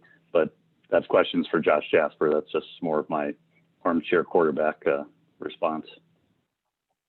Well, and I guess as I was sharing earlier, that 10,000, per month will be gone very soon. And I guess I'm just trying to ask the supervisors to think, I'm trying to create contingency plans and layers, not only for additional, if it is additional funds that is needed for any of these different categories, but also what's our process to other providers, to people in need, and to the funeral homes after today, based on funding. I'm respectfully asking for additional funds more than the $30,000, only because, as I said, 7,200-ish is already pending to funeral homes. And it's unfortunately going to force the hand that at the end of the day, with any additional funding, that at that amount, the majority of it significantly is going to go to burying people in a time in which there's a significant request increase for people that need help with rent and utilities. And so I very much respect where the supervisors are coming from in regards to being fiscally sound. I guess I just want to echo again, we are in a very unique time, and where more people than ever in the history of our organization have reached out needing help in these categories. And other organizations are limited. And so although we are the last resort by definition, many of the referral organizations are not those federal agencies. And many of them are the St. Vincent de Paul, the Salvation Armies, the people in need, these organizations that have really small budgets and are expended very quickly as well. And so, and I get, that is not the responsibility of the county by any means, but from our perspective, just mindful that, again, it is a significant increase of people that are struggling right now. And I would just ask the supervisors to consider a higher rate to help people that are not deceased. And what I would think you should do is to refer everyone who comes to you for any need for rent or utilities immediately onto HACAP and immediately on to point of entry through ECIA. And those are your first 1, 2. That's it, 1, 2. That's the end of the discussion. And then if someone has need for rent, they have to have a referral from HACAP or the point of entry program, because that's the highest way to get to the federal and the state funding. So I think if those people are going out, I'm not sure who's coming to you for assistance. You're a referral agency directly to highest providers. So that's what I think has not been done and needs to be done. So, and to the burial. That's not part of the contract. So, I mean, are we talking about hypothetical in the future or what they're under contract with? So, I think we should distinguish those two. So we have a program in place. We're looking to fund it. We have an agreement with Choice Unite. Future discussions of what we should do, I'm open to, but I would prefer if we could be clear on which one we're discussing. I think in the contract, there's lots of things that weren't written in the contract. And I don't want to, that's come and gone. There's still changes that need to be made to make the contract better and functional, for my opinion of what can be done for a general assistance program. And I would say that as you don't have enough funds, Josh, those are my recommendations to you. People are looking for you at HACAP and at ECIA. So those are easy outs. That puts those people into the stream where other people can be helping, spending money. And the burial issue is a sticky wicket. We'll be on that. That's going to take a policy change. But I think, and I hear what you're saying, Supervisor McDonough, and I think there's been maybe some confusion or maybe just not clarity. And I'm happy to whatever can be done to improve that. But and even thinking about what I had shared in this letter on January 6th, when you look at previous reports from us and significant number of denial of applications, in the parentheses of many of them, it states the reason it was denied is because, let's use rent as an example, because landlord won't accept. And so prior to general assistance, Resources Unite has always referred to organizations and things like that. But when you look at like our average rent assistance to somebody, so hypothetically, Susie comes in and needs help with her rent because she's on the average 1 to 1.5 months behind in rent. So let's say it's 1 to $1,200. So between $1,000 and $1,200 behind in rent. On the average rent check that we send out, which again is in all of our reports, we're looking at an average of about $320 to $330. And so by definition, we already know we can't bail this person out. So we only know that, which is why we have to get the landlord approval to even accept this money, because we don't come close to even 50% on the average of helping somebody get back to zero. So by definition of how we even do the process, we have to refer, because we know we can't, in a rent check to a landlord, as an example, at the average of the 330, they're already going to be still short anywhere from $500 to $700. And so from the very beginning, it has always been a puzzle of sorts, where it's like, okay, so if by last resort general assistance can help, okay, we can help at $290 as an example, which is the first level of rent. We know that, again, that is just a pittance in comparison to what is needed for someone that on the average is at least a month behind, if not more.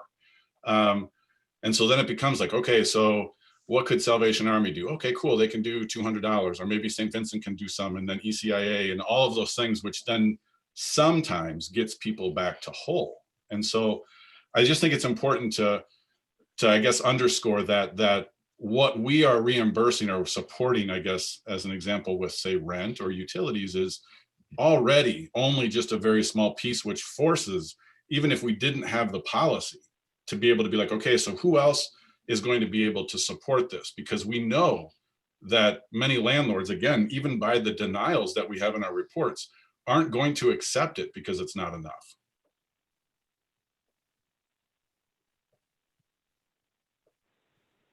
Yeah, I know we have a motion and a second for a $30,000 allocation, and I know the board's also agreed that we're going to try to discuss changes. So I would be interested in either vote on that motion or revising of that motion at this point, because we'll have more chances at this to modify the process. The board's already indicated that. I think what I would like to do, if it's okay with Supervisor Potoff, I would amend my motion to $38,000 for the next 90 days. That allows the outstanding burials to be addressed. And then the $30,000 would be for 90 days. I would go along with that. I would second that. To further discussion?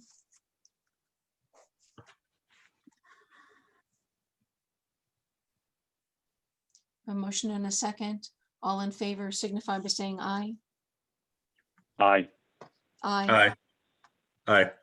Motion carries with the understanding that we will continue working as a board, myself probably as point person with Ed, and exploring other changes that need to be made. Josh, I Okay. know that isn't everything, but I think it gets you from where you are right now a step forward. Absolutely. And thank you. I appreciate the flexibility and just the opportunity to share, honestly. And I recognize that I can get, even just in sharing just now, I was thinking, okay, that may have come across maybe strong, but it's just, we're seeing it in the trench where, again, the stories, the people struggling. And so I very much respect and appreciate the opportunity just to share. And as always, I want to support whatever the supervisors want to do, if that's a change or transition, or if there's recommendations to improve. We just want to make sure that people get the help they need. I know that, and that is your passion and your reason to be. And thank you. You stand tall in the whole community as a go-to person. So thank you. Thank you very much. Just for clarification, Josh, you were granted an additional $25,000 for staff, and I believe it's in the minutes of the March 9th, 13th, 16th, and 18th meetings. You were approved for, I believe it's 100,000, 50,000, and 25,000, another 25,000 for staff. So, yes, sir. That was in that COVID funds during that time frame. Right. Okay, that's where the 25,000 on top of the 30 came from that I was talking about. Yes, sir. All right. Very good. All right.